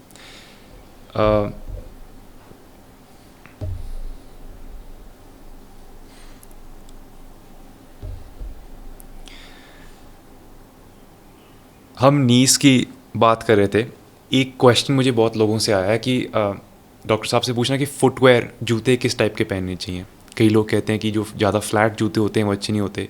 लेडीज़ के लिए कहते हैं हील्स नहीं अच्छी होती. तो आपकी इस पर क्या राय है कि एक नॉर्मल आदमी के लिए आप क्या रिकमेंड करोगे, किस टाइप के, जब आप एक शूज़ खरीदने जाते हो तो क्या देखना चाहिए नीज़ को प्रोटेक्ट करने के लिए, हड्डियों को प्रोटेक्ट करने के लिए? एक जनरल सी जो मैं सलाह अपने पेशेंट्स को देता हूँ, जो भी मुझे बोलते हैं कि डॉक्टर साहब घुटनों की प्रॉब्लम है, फुट की प्रॉब्लम है, फुटवेयर मैं उनको ये रिकमेंड करता हूँ, you buy that kind of footwear which you are comfortable wearing. अगर किसी पेशेंट को फ्लैट फुट है तो उसमें थोड़ा सा आर्च सपोर्ट होगा, दैट विल हेल्प. किसी को अगर प्लांटर फेशियाइटिस या हील्स की प्रॉब्लम ज़्यादा है, उनमें अगर हम थोड़ा सा हील रेज दे दें 1 इंच जितना, थोड़ा सा, that also helps offload that problem. ठीक है. हील्स की बात करें तो हील्स में क्या होता है, जैसे कि जब हील्स में जब लेडीज़ डालती हैं हील्स, उसमें प्रॉब्लम क्या होती है कि सारी की सारी जो लोडिंग होती है फुट के फ्रंट में होती है. एंड यूजली जो हील्स होती हैं वो आगे से ट्रायंगुलर होती हैं, नैरो होती हैं. उसके कारण उनको ये बुनियन की प्रॉब्लम बहुत कॉमन हो जाती है फुट में. और जब आप नॉर्मली हील्स पे चल रही हैं, टिप टोज पे चल रही हैं, उसके कारण क्या होता है, जो आपकी नी कैप होती है नीज़ की, उसके ऊपर बहुत स्ट्रेस पड़ता है. तो ऐसे फीमेल्स खासकर हुआ जो बहुत हील्स की शौकीन हैं और हील्स डाल के चलती हैं, उनको most of the times knee pain भी बहुत तंग करती है. तो ऐसे में आई वुड नॉट से कि you use heels 24/7. For some occasion you can use heels, but rest of the times footwear which is comfortable, relatively छोटी सी हील हो, सोल उसका कपड़ा कंफर्टेबल हो, आगे का जो हमारा जिसको टो बॉक्स बोलते हैं वो ज़्यादा नैरो ना हो, जिसके कारण आपके आगे के टोज हैं वो क्रैम्ड हो रहे हैं. पीछे अगर आपको हील प्रॉब्लम्स हैं या टेंडो एक्लीज की प्रॉब्लम है, उसमें आप पीछे से जैसे सैंडल का स्ट्रैप हो गया या टाइट फिटिंग शूज़ ना हो, तो वो सब चीज़ें हैं जो आई थिंक आपके फुटवेयर में आपको कंफर्टेबल रहेंगी. ठीक है, ठीक है, ठीक है. एक और क्वेश्चन यहीं से स्टेम करता है. वो कहता है कि लोग पूछ रहे थे कि मैट्रेस, जैसे कहते हैं ना कि हम अपना ज़िंदगी का ऑलमोस्ट आधा समय, आधे से थोड़ा सा कम, बट अपने बिस्तर में बिताते हैं सोते वक्त. तो हम अगर एक अच्छा मैट्रेस होना एक बहुत अच्छी इन्वेस्टमेंट है हमारी बोन्स के लिए. तो आप कुछ रेकमेंड करोगे मैट्रेसेस? इसमें मैं ये बताऊंगा, जैसे जैसे हमारी एज बढ़ती है, usually at young age we say कि if the mattress is soft it won't make any difference, but जैसे जैसे हम एज करते हैं the mattress should become a bit firm. A bit firm, थोड़ा सा फर्म, सख्त हो जाना चाहिए उम्र के साथ, बड़ी उम्र के साथ. तो इसीलिए हमारे पास जो पेशेंट्स आते हैं usually they are of a middle to elderly age group, जिनको ऐसे नेक इश्यूज, बैक इश्यूज रहते हैं. बिकॉज जो यंगर एज है that is because of the poor posture. Right. उनको ऐसा नहीं है कि उनका बिस्तरा बदल दोगे तो वो ठीक हो जाएंगे. उनको they have to change their lifestyle. But in an old person, for them if the mattress is firm, it is better for their back and for their muscles. ठीक है. पिल्लो, कुछ पेशेंट्स बोलते हैं कि अगर हमारे को डॉक्टर सर्वाइकल है तो हमारे को पिल्लो यूज़ करना चाहिए. We says you use it a minimal pillow as per your comfort. Because pillow क्या होता है कि अगर पिल्लो बहुत मोटा ले रहे हो तो वो भी आपकी नेक को एक तरह से थोड़ा सा फ्लेक्शन के एटीट्यूड में रख लेता है. राइट. उससे भी फिर आपकी एक तरह से पीछे की जो मसल्स हैं वो आपको फिर तंग करती रहेंगी. तो छोटा सा तकिया, अगर आप तकिया लेने का शौक रखते हैं तो उतना कर आप तकिया ले सकते हैं अगर आपको सर्वाइकल की प्रॉब्लम है तो. ठीक है, ठीक है. एक और क्वेश्चन ये करना, जैसे हम अपने जॉइंट्स को क्रैक करते हैं, क्या ये बुरा होता है? नहीं, ऐसा कुछ नहीं होता है. And this sound also comes because जब भी हम मूव करते हैं तो हमारे ये जो जॉइंट्स हैं इनके अंदर एक साइनोवियल फ्लूइड होता है. उनके अंदर कभी कभार वो एयर बबल बन जाता है and when you crack this joint तो वो एयर थोड़ा पॉप करता है तो इस करके साउंड आती है. तो it is nothing of concern. ठीक है. क्योंकि अब जब जैसे कल मैं थोड़े दिन पहले अभी स्क्वाट कर रहा था तो मेरे नीज़ में ना थोड़ी सी टक टक टक टक हो रही थी. Could like is that sign कि कुछ ख़राब है, क्या नॉर्मल लोगों में भी कभी कभी ऐसी आवाज़? नीज़ में ऐसे साउंड्स आना, क्लिक्स आना, हाँ. हिप्स में क्लिक्स आना हाँ. Are quite routine. और अगर इनके साथ आपको कोई पेन नहीं हो रही है, हाँ. या आपको मैकेनिकल सिम्टम्स जैसे कि लगना कि कुछ अटक रहा है, फंस रहा है, हाँ. या चलते चलते आपको लगता है कि मैं एक ही पोजीशन में मेरा जोड़ लॉक हो गया रह गया, हाँ. और मैं तो चलने से रह गया, हाँ. ये अगर ऐसे से कुछ लक्षण हैं, हाँ. देन हमको इन्वेस्टिगेट करना पड़ता है. अदरवाइज अगर ये सिर्फ सिंपल सी क्लिक्स हैं, right, then they are nothing of concern. Right. And these clicks happen because जब भी वो नी मूव कर रहा है, हाँ. हमारी जो नी कैप है, हाँ. वो नी कैप जब फीमर बोन के साथ जो उसका जॉइंट बनता है, पेट्लोफीमोरल जॉइंट, उसके हाँ. ऊपर जब वो ग्लाइड करती है, स्लाइड करती है, हाँ. या उसके आसपास जो थोड़ा सा हमारा सॉफ्ट टिश्यू साइनोवियम होता है, कभी कभार वो थोड़ा ट्रैप होके उसके कारण आवाज़ आ सकती है. This is nothing of concern. ठीक है, ठीक है, ठीक है. डॉक्टर मुकुल, आगे बढ़ते हुए थोड़ा स्पोर्ट्स पर आते हैं, बिकॉज आई नो कि आप स्पोर्ट्स इंजरीज़ में भी स्पेशलाइज करते हैं. तो सबसे कॉमन स्पोर्ट्स इंजरीज़ आप कौन सी वाली हैं जिनके साथ आप डील करते हो? ओके, सो स्पोर्ट्स इंजरीज़ की अगर मैं बात करूँ, हाँ. तो most common sports injury is basically an over use injury. ठीक है. Because the player is somebody who will never take no for an answer. हाँ, बिल्कुल. अगर उसको दिक्कत भी वो आके मुझे दिखा के जाएगा, उसको मैं बोलूँगा तू रेस्ट कर, थोड़ा दवाई कर, वो रेस्ट नहीं करेगा, दवाई थोड़ी बहुत खा लेगा, बट वो अपनी गेम नहीं छोड़ेगा. बिल्कुल, बिल्कुल. So the problem is over use, most common, जिसके लिए हमारे को एक्चुअली में हाँ. उनको थोड़ा सा एजुकेट करना पड़ता है कि ये जो प्रॉब्लम हो रही है इसलिए हो रही है because you are pushing your body right, over your limits. Right. Over training करना, बॉडी को रेस्ट नहीं देना, न्यूट्रिशन को नेग्लेक्ट करना, फिर एक कंपटीशन की सेंस में एक कि मेरे से आगे ना निकल जाए मेरा पीयर, हाँ. वो सब प्रेशर के चक्रों में sometimes these things they play heavily on their mind and they totally neglect their body. तो इसके कारण इनको एजुकेट करना कि you will have to give some rest to your body, you will have to rehabilitate also, because sometimes player क्या होता है, player को लगता है जब मुझे इंजरी होगी, मेरे को डॉक्टर साहब ने रेस्ट बोल दिया, उस टाइम पे मैंने रिहैब करना है. बट जब मैं ठीक हूँ, उस टाइम पे मैंने रिहैब नहीं करना, उस टाइम पे तो मैं बस गेम खेलूँगा. So this rehabilitation process is actually it is a on going phenomena. बिल्कुल, बिल्कुल. चाहे आप इंजर्ड हो या नहीं हो, अगर आप इंजर्ड हो तो it will help you in your road to recovery. अगर आप इंजर्ड नहीं हो, अगर आप स्टिल रिहैब कर रहे हो, आप स्टिल अपनी फिटनेस पे ध्यान दे रहे हो, आप स्टिल अपना वर्कआउट अच्छी तरह से कर रहे हो, और टाइमली बीच बीच में रेस्ट भी ले रहे हो, तो it will reduce your other chances of sustaining another injury. Right, right. So overuse is the most common injury. मैं एक स्ट्रेंथ एंड कंडीशनिंग कोच हूँ, तो मैं like I specialize in building these exercise programs. उसमें deload weeks बहुत common होते हैं हमारे, इसे वर्कलोड को कम करना ताकि बॉडी में जो छोटी छोटी इंजरीज हो जाती हैं उनको वो रिकवर कर सके. क्योंकि इसमें हमने जो देखा कि जैसे आपने बताया Armaan, concept of loading, right, loading has to be optimal. हाँ, वो ऑप्टिमल लोडिंग एक प्लेयर के लिए अलग हो सकती है, दूसरे प्लेयर के लिए अलग हो सकती है. बिल्कुल. अगर हम उसको इतना, अगर ऑप्टिमम से हम कम लोड करेंगे तो उसकी स्ट्रेंथ और एंड्योरेंस नहीं बढ़ेगी, बिल्कुल, तो उसकी परफॉर्मेंस नहीं बढ़ेगी. हाँ. अगर हम उसको ज़्यादा ओवरलोड कर देंगे तो वो बेचारा ओवरयूज कर इंजरी करके जिस परफॉर्मेंस पे परफॉर्म करा उससे वो नीचे आ जाएगा. हाँ. तो वो एक जो बीच में जो परफेक्ट स्वीट स्पॉट है, हाँ. उसको हिट करना बड़ा जरूरी है, और वो हर पेशेंट के, हर प्लेयर के लिए डिफरेंट है. Right, right. आई गेस इसमें कोचेज और स्टाफ का बहुत बड़ा रोल होता है. Absolutely, absolutely. What is the most, like, do you have any common injuries that you deal with in sports? In sports, there are a lot of injuries. अगर मैं joints की बात करूँ, हाँ. supposedly soccer injuries हो गई, wrestling injuries, contact sports की बात करूँ, ठीक है. wrestling हो गई. Soccer is more of a non-contact sport, हाँ. जिसमें कि ज़्यादातर non-contact injuries, जिसमें twisting injuries होती हैं. जैसे ACL, Yes. MCL, ये सब. हाँ. Twisting injuries they can occur in your foot. Foot में most common is lateral ankle. बाहर की तरफ के आपके एंकल स्प्रेन हो जाना, जैसे कि पैर, हाँ, मुड़ गया, एंकल में मोच आ गई सर, हाँ. आम भाषा में.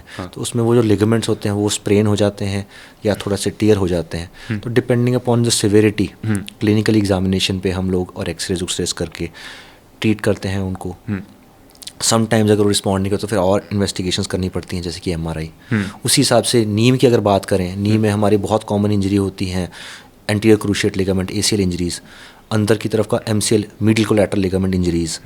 कभी कभार अगर बहुत सीवियर चोट लगी हो, जैसे कि बाइक में एक्सीडेंट हुआ हो उसमें आपकी एकदम से आपने ब्रेक मारी और आगे जो हमारा नी गार्ड होता है उसके ऊपर आपकी नीज हिट गई, उसको हम डैशबोर्ड इंजरी बोलते हैं। ऐसे केसेस में हमारा पीछे का लिगामेंट, जिसको पोस्टीरियर क्रूशिएट लिगामेंट बोलते हैं, that can get injured. So a lot of ligament injuries, और साथ में नीज में खासकर जो हमारे नी के कुशंस हैं जिसको हम मेनिस्कस बोलते हैं, meniscus can also get invariably injured, there can be cartilage injuries also alongside. So all of these can be treated surgically also in the form of arthroscopy, which is again एक बिना चीर फाड़ का operation, ठीक है, या फिर बाद में सर्जरी के बाद उसको रिहैब भी करना पड़ता है, because it is like 50-50। Surgeon ने सर्जरी करके आधा काम कर दिया, अब आगे की जो फाइनल रिकवरी और रिहैबिलिटेशन है, हाँ, उसमें पेशेंट को भी एक्टिव पार्टिसिपेंट बनना पड़ेगा, otherwise he may not appreciate कि now he is fit to go back to game. बिल्कुल बिल्कुल बिल्कुल। क्या आपके पास कोई इंटरेस्टिंग पेशेंट एक्सपीरियंस है स्पोर्ट्स रिलेटेड इंजरी के कुछ? वेरी बैड इंजरी और समथिंग किसी एथलीट के साथ जिस पे आपने काम करा था, challenging something? I would say कि I have had a player who is a international badminton player. I didn't operate on him, but he has come to me regularly and repeatedly for his shoulder problems, his knee problems, and most of the times because the players they are very short on time. बहुत कम time होता है। उनको आप चाहे जितना मर्जी समझा लो, बाद में वो यही बोलते हैं कि डॉक्टर साहब मेरा तो टूर्नामेंट आ रहा है अगले महीने, आप तब तक ठीक कर दो मुझे। हाँ, so even though they don't need surgery, but still they push you for surgery. Right, इधर सर अगर सर्जरी से ठीक हो तो आप सर्जरी कर दो। अच्छा, but most of the time it is like कि नहीं, you have to rest and something in between there is something known as a cortisone injection. ये क्या होता है? Cortisone is basically a form of steroid injection. ठीक है, ठीक है, this can really work wonders where a player needs like an immediate or an instant pain relief so that he can perform. ये legal होता है sport के अंदर? If it is therapeutically advised, yes, हाँ, but it should not be abused.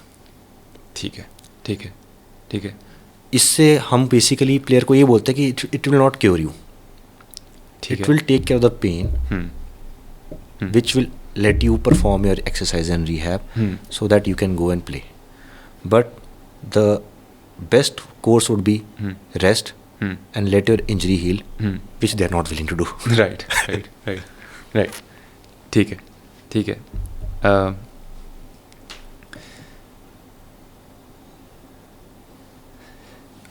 कई लोग जैसे मुझे कहते थे कि अगर हम हैंग करते हैं, जैसे पुल अप के अंदर जो बॉटम पोजीशन होती है नीचे, वो हैंग करने वाली पोजीशन, वो स्पाइन को डिकम्प्रेस करने के लिए बहुत अच्छी होती है।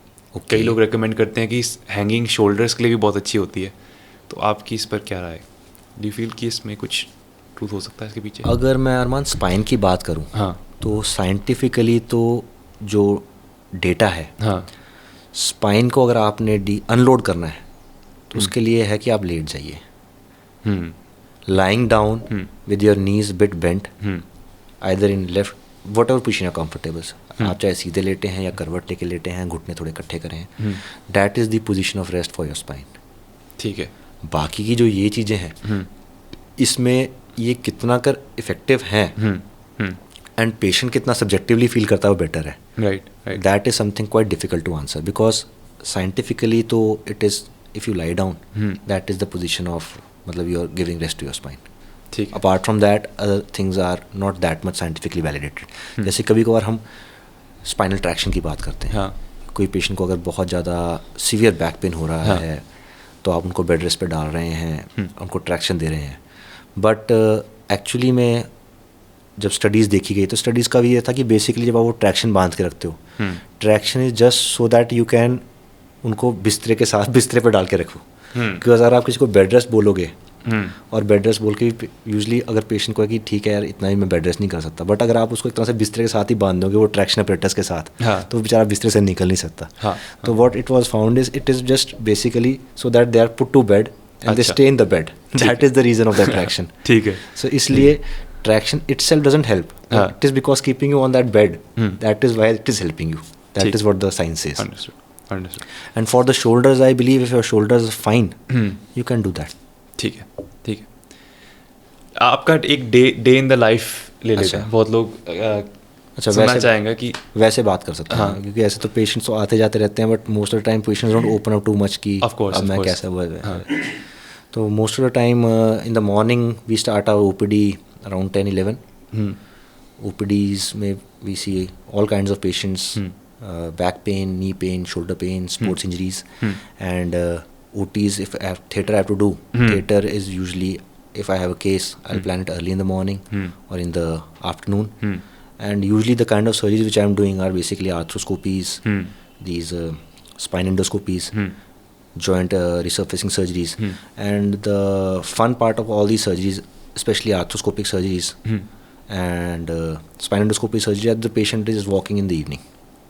So इतनी टेंशन नहीं होती है आपको भी. As a patient also, patient feels very happy कि at least we are not on bed, especially when it comes to spine. हम रीढ़ की हड्डी की बात करें तो रीढ़ की हड्डी के बीमारियों की इतना डर और स्टिग्मा है लोगों में, राइट, कि लोग जो सही टाइम पर अगर सही इलाज भी कराना हो तो पेशेंट बेचारा कभी कभार नहीं करवाता, और बाद में फिर कुछ ऐसी सी धारणाएं भी हैं सोसाइटी में कि आप ये तो कभी मत कराइएगा, नहीं तो आप उठ के कभी चल नहीं पाएंगे, बिल्कुल बिल्कुल, आप तो रह जाएंगे, कौन आपकी कल को सेवा करेगा। तो ऐसा पेशेंट जो इस माइंडसेट के साथ आता है, जो शाम को ही देखता है कि यार मैं तो चल फिर रहा हूँ, for them it is a very big moral booster. So they are very happy कि सर हमारे को तो इतना डरा दिया था लोगों ने कि हम इतने साल, मतलब हमने तो बोला कि कभी नहीं कराएंगे, ये तो किसी उन्होंने बोला या हम कहीं से सुन के आए और अब इलाज करा लिया, तो now we are very happy. Especially in spine, I would tell you, because spine में still there is a lot of stigma, a taboo, कि भैया स्पाइन के तो ऑपरेशन करवाने नहीं चाहिए। उसके कारण क्या होता है कि जो बीमारी है, बिकॉज स्पाइन में the problem is specially if something is compressing on your nerves, नसों पर दबाव, नसों पर अगर दबाव आ रहा है। जैसे मैं आपको हार्ट अटैक का एग्जांपल देता हूँ। हार्ट अटैक का रीज़न क्या है? हार्ट अटैक का रीज़न ये है कि जो आर्टरीज जो ब्लड सप्लाई करती हैं हार्ट को, कोरोनरी आर्टरीज, उनमें वो ब्लॉकेज अगर हो जाए, ब्लॉकेज होने के कारण अगर खून का दौरा नहीं जाएगा हार्ट को, हार्ट इज़ वन मसल, जब से आप पैदा और जब तक आप जिंदा हो वो पंप करता रहेगा। अगर उसको ब्लड नहीं जाएगा तो it will stop pumping, and when it stop pumping you will automatically collapse. और अगर आप हार्ट अटैक किसी को होता भी है तो आपके पास कुछ चंद लम्हे होते हैं, कुछ घंटों की बात होती है, जिसमें कि अगर आप पहुंच गए वहाँ पे, उन्होंने स्टेंट डाल दिया वॉटेवर करके, अगर उस क्लॉट को उन्होंने डिसॉल्व कर दिया, स्टेंट डाल के वापस आर्टरी के अंदर ब्लड फ्लो रिस्टोर कर दिया, तो आपकी जो हार्ट की मसल्स हैं वो वापस काम करना शुरू कर जाएंगी towards as per their previous efficiency. ठीक है जी। बट अगर आप लेट हो गए तो क्या होगा? Even if they are able to put a stent and save the life of that particular person, some amount of that heart muscle is gonna die, वो कभी ठीक नहीं हो सकता। अब वो डेड हो गया एक बार, तो उसका मतलब ये है कि जो हार्ट की पंपिंग कैपेसिटी थी it will now never be the same again. तो बंदे की जान तो बच गई, ठीक है जी, बट बंदा जब चलता फिरता उसके बाद फिर भी वो कहता है सांस फूल जाती, थक जाता हूँ। एंड अपार्ट फ्रॉम दैट उसको दवाइयाँ ही बहुत खानी पड़ेंगी। बिल्कुल, it becomes a life long affair कि भैया वो स्टेंट ब्लॉक ना हो जाए, उसके करके आपको दवाइयाँ, ब्लड थिनर्स खाने पड़ते हैं। So something like this happens in our spinal nerves also. Spine के ऊपर जो हमारी नर्व्स के ऊपर कोई भी कंप्रेशन होता है, नर्व्स के अंदर ना फिर डैमेज आना शुरू हो जाता है। उसकी ग्रेडिंग करते हैं मेडिकल साइंस में। तो जब तो दबाव कुछ टाइम के लिए ही है तो न्यूरोप्रैक्सिया बोलते हैं उसको हम लोग। न्यूरोप्रैक्सिया का मतलब कि अभी वो नर्व्स के अंदर अंदरूनी नुक्स नहीं आया, कोई चीज़ बाहर से दबा रही है, नर्व्स के क्लिनिकल सिम्टम्स आ रहे हैं, मैल फंक्शन कर रही है नर्व, बट अगर टाइमली उस प्रेशर को उठा देंगे तो नर्व की जो रिकवरी है वो बहुत अच्छी हो जाएगी। ठीक है। बट अगर वो नर्व भी काफ़ी टाइम तक दबी रही, जैसे हार्ट में था कि ब्लॉक था, ब्लड फ्लो नहीं मिला तो हार्ट का कुछ मसल का हिस्सा डैमेज हो गया, वैसे ही नर्व्स का भी कुछ हिस्सा अंदर से डैमेज हो जाएगा। What we are trying to achieve with surgeries, जो चीज़ दबा रही है हमने वो हटा दी, प्रेशर हटा दी ऊपर से, जो इंसाइटिंग इवेंट था वो हटा दिया, बट उसके कारण जो अंदर जो डैमेज हो गया नर्व्स में, that damage may not recover completely. ठीक है। इसी के कारण क्या होता है कि वन लॉन्ग स्टैंडिंग कंप्रेशन हो गया हुआ है, इसका मतलब नर्व्स का भी कुछ हिस्सा डेड हो गया। So sometimes the patient has to be counselled कि सर आपने काफ़ी लेट कर दिया, इसके कारण हम प्रेशर तो हटा देंगे, बट जो इतने टाइम से वो प्रेशर के कारण जो नर्व्स पर नुकसान हुआ है हो सकता है रिकवरी पूरी ना हो। That is something which patient has to understand. And इसमें एक तरह से कॉन्ट्रीब्यूटरी मैल ट्रीटमेंट क्यों हो रही है? क्योंकि बेचारा पेशेंट टाइमली नहीं पहुंचा। हार्ट अटैक में तो बंदा सीधा दौड़ता है, राइट। है ना. यहाँ पर क्या होता है, यहाँ पे कि भैया मत कराओ मत कराओ हाँ. मत कराओ, रह जाओगे रह जाओगे रह जाओगे. हाँ. And almost when they are on a wheelchair, और जब उन बेचारे वॉकर कि घर से बाहर निकलने की मोबिलिटी खत्म हो गई है, उस टाइम पे बेचारे आते हैं. एंड माइंड यू, हम उनको एंडोस्कोपी करके डीकम्प्रेस करते हैं, जैसे कि जो भी प्रोसीजर करते हैं, their quality of life improves. A person is not able to walk 100 meters, he comes back after 2 weeks and says कि now sir I am able to walk 1 kilometer. So that is a very big difference. But still if that patient says कि sir मैं 4 kilometre चलना चाहता हूँ, probably that will not be practically possible for him now, because थोड़ा सा इतना treatment delay में कहीं ना कहीं कुछ नुकसान हो गया जो कि अब हम वापस नहीं भर पाएंगे. आप इतने लोगों की मदद करते हो, लाइक इतनी उनकी ज़िंदगी बदल जाती है. Do you think this is the best, ये डॉक्टर बनने का सबसे बेस्ट पार्ट ये है? अरे absolutely, I believe the more you give the more you get. And जब सामने वाला बंदा खुश होता है और आपको दुआ देता है, उससे बड़ी कोई दुआ नहीं है.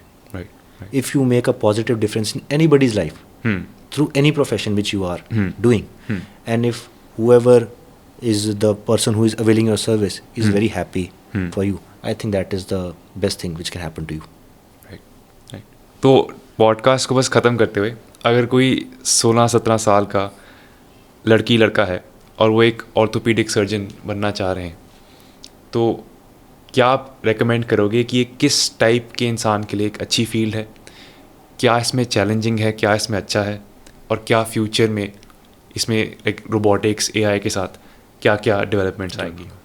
तो इसकी अगर मैं बात करूँ, somebody who is right now like 17-18 साल का है, इसका मतलब नाउ ही जस्ट अब +1 +2 में उसने मेडिकल स्ट्रीम ऑप्ट कर ली and he is wanting to be a doctor. So first and foremost I believe to be a doctor is that you have to be very patient, क्योंकि it will be a long process.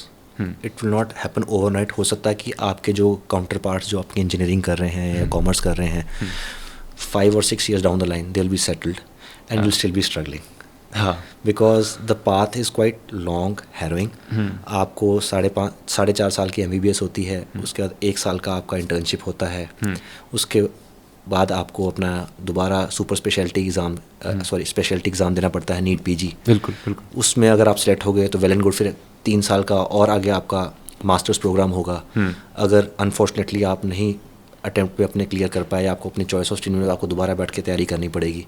So somewhere 4.5 1 साल 3 साल, this is 5.5 + 3 almost 8 साल आप मान के चलिए आपको एक स्पेशलिस्ट का टैग मिलने में लगेगा. बिल्कुल. और जब आप एक बार स्पेशलिस्ट बन जाते हैं, उसके बाद आपको और एक्सपीरियंस गेन करना पड़ता है. तो वो भी कोई 3 साल का एक्सपीरियंस, तो almost 11 to 12 years is something if you are able to do it in a single SVEEP.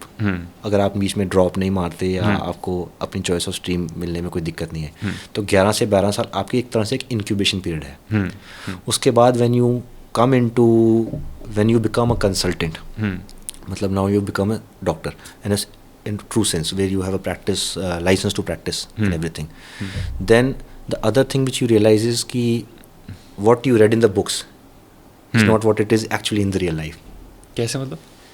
आप किताबों में सिर्फ बीमारी के बारे में पढ़ते हैं, आप अपनी ट्रेनिंग के दौरान सर्जरीज देखते हैं, but one thing which I feel is lacking in our curriculum as a medical professional is that we are not taught effective communication skills.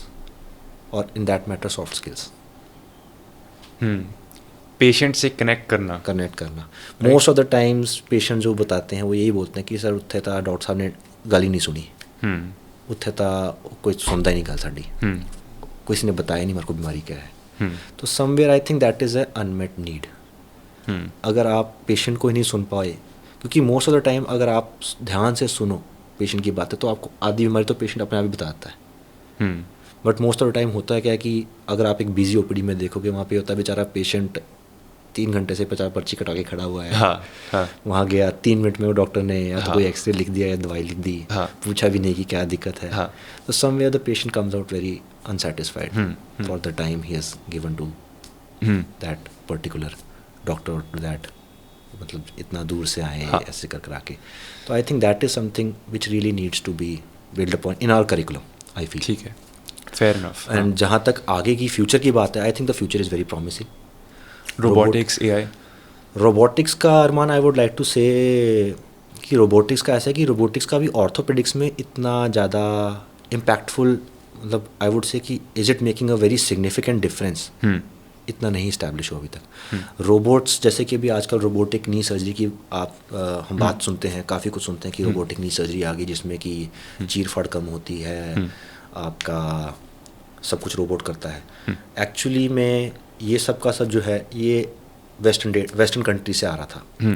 Western country में robot is there since almost 1 to 2 decades, and now what they have realized when they have compared their data, it doesn't make any difference. अच्छा, A surgeon who is properly trained, ठीक है, he is doing that surgery, and a robot के अंदर आप data डालते हो कि इतने एंगल पे आप कट कर को वैसे करके डाल दो। तो what they have found is कि जो डॉक्टर को विदाउट रोबोट जो सर्जरी करी गई है और विद रोबोट जो सर्जरी करी गई है, 15 से 20 साल बाद वो पेशेंट्स में कोई क्लिनिकली उस पेशेंट के तरफ से कोई डिफरेंस नहीं है। एक्सरे मेजरमेंट्स करके देखें तो वो बोलते हैं कि जो रोबोटिक नीज हैं उनकी हमारी एक्सरेस के हिसाब से जो हमने फिटिंग करनी होती है वो ज़्यादा बेटर है। But whether it is leading to improve clinical outcomes, no. तो इस करके वेस्टर्न कंट्रीज़ में अब रोबोट नहीं कर रहे हैं वो लोग। But the problem is the industry which is manufacturing this robots. Of course उनसे they will have to look for another potential, right है ना, कस्टमर जहाँ पे कि राइट हम अपना रोबोट को कैसे वो कर सकते हैं। तो now that robot is now making a appearance in our country, and time will tell in our country whether that same thing happens or not. Because 10 से 15 साल, बिकॉज मेडिकल लिटरेचर में किसी भी चीज़ को एक्सेप्ट करने के लिए आपको कम से कम 10 से 15 साल का डेटा चाहिए। And it has to not be कि मैंने कर दिया तो इसलिए होगा। मेरे जैसे अगर 100 लोगों ने किया और उन 100 लोगों को भी वही रिजल्ट मिला, तब जाके उस चीज़ को एक्सेप्ट किया जाता है कि हाँ यार ये चीज़ बेटर है। तो अभी के लिए is robot better for orthopaedic surgery? The answer is at this moment no. आगे क्या होगा, time will tell. But like I guess कई लोगों का फियर होगा कि क्या डॉक्टर्स रोबोट से और एआई से रिप्लेस हो जाएंगे? कितनी बुलेट प्रूफ है ये इंडस्ट्री? अगर कोई कह रहा है कि मैंने अगले अपनी ज़िंदगी के 15 साल इन्वेस्ट करने हैं इसके अंदर और फिर अगर मैं एक रोबोट या उससे रिप्लेस हो जाऊँ, do you feel? I feel कि इट विल बी एक तरह से एक हाइब्रिड मॉडल बन जाएगा Armaan. Same I also feel the same thing. कि होगा क्या कि जिन्होंने तो इस टेक्नोलॉजी को एम्ब्रेस किया, ठीक है, they will get a very big edge over the other surgeon who is not willing to embrace this technology. जो आर्टिफिशियल इंटेलिजेंस है that can do a lot of things. अगर मैं एक टाइम पे सपोजली एक पेशेंट को ही देख पा रहा हूँ, वो एट टाइम ही वो 100,000 को देख लेगा, राइट उस हिसाब से। तो I think we should leverage that advantage, right, rather than resisting that change. Right, I feel that if used, अगर ठीक से इसका इस्तेमाल करा जाए तो ये बहुत बेटर बना सकता है एक सर्जन को। It can surely make us lot better, because आज के टाइम में, because future is something which we can not predict, right, but whatever is happening in the field of AI, it is very exciting, and probably it's going to be very good times ahead, I believe, with AI. ठीक है, because अब इतने हमारे medical में अगर देखा जाए तो there are a lot of हमारे AI मॉडल्स आ गए हैं which are able to predict diseases, जैसे कि हमारे जो एंट्रेंस एग्जामिनेशंस हैं, these AI मॉडल्स के ऊपर वो एंट्रेंस एग्जाम्स के तो they are almost scoring 75-80% marks in those, जिनके लिए हम डॉक्टर्स को ऑलमोस्ट 8-9 साल तैयारी करनी पड़ती है एग्ज़ाम देने के लिए, उनको ये AI models are able to clear with 70-80% accuracy. So that is something which is very, I would say, positively encouraging. But still, because these machines are driven by data, so whatever you feed them inside is what, जो अंदर जाएगा वही बाहर आएगा। तो अगर हम उनको डेटा अच्छा देंगे तो उस हिसाब से प्रॉब्ली जो डिसीजन मेकिंग ये मशीन्स हमारे को देंगी वो हमारे को होंगी। बट फाइनल से तो हमेशा आई थिंक जो ह्यूमन है, ह्यूमन रहेगा। इट इज़ जस्ट लाइक जब प्लेन उड़ता है और प्लेन लैंड करता है, उस टाइम पे पायलट उसको ऑटो पायलट को नहीं बोलता कि तू लैंड करा दे। एंड ऑल्सो जैसे आप कह रहे थे कि जो पेशेंट कनेक्ट होता है, डॉक्टर और पेशेंट का कनेक्ट, वो जो ह्यूमन इमोशनल कनेक्ट होता है, आई थिंक वो भी बहुत ज़रूरी रहेगा। That I think with time these things will be included in the curriculum, because this is something which I feel is a void which will be probably taken care of.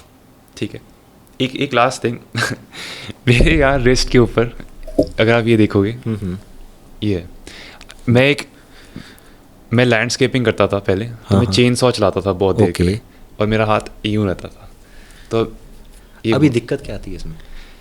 दिक्कत तो कोई नहीं आती, बट मैं guitar play करता हूँ, अगर मैं हैंड स्टैंड करता हूँ या कुछ ऐसी मूवमेंट करता हूँ जिसमें इस पे दबाव पड़ता है, then it gets little bit painful. But I think it's nothing to worry if you are comfortable. Yeah. छोटा मोटा जो बंदे गिटार प्ले करते हैं ना, वो पोजीशन भी फिर ऐसी होती है आपकी. हाँ. उस पर अगर आपको ये ना भी हो सकता तो भी आप थोड़ा सा तंग होते हैं. या है ना.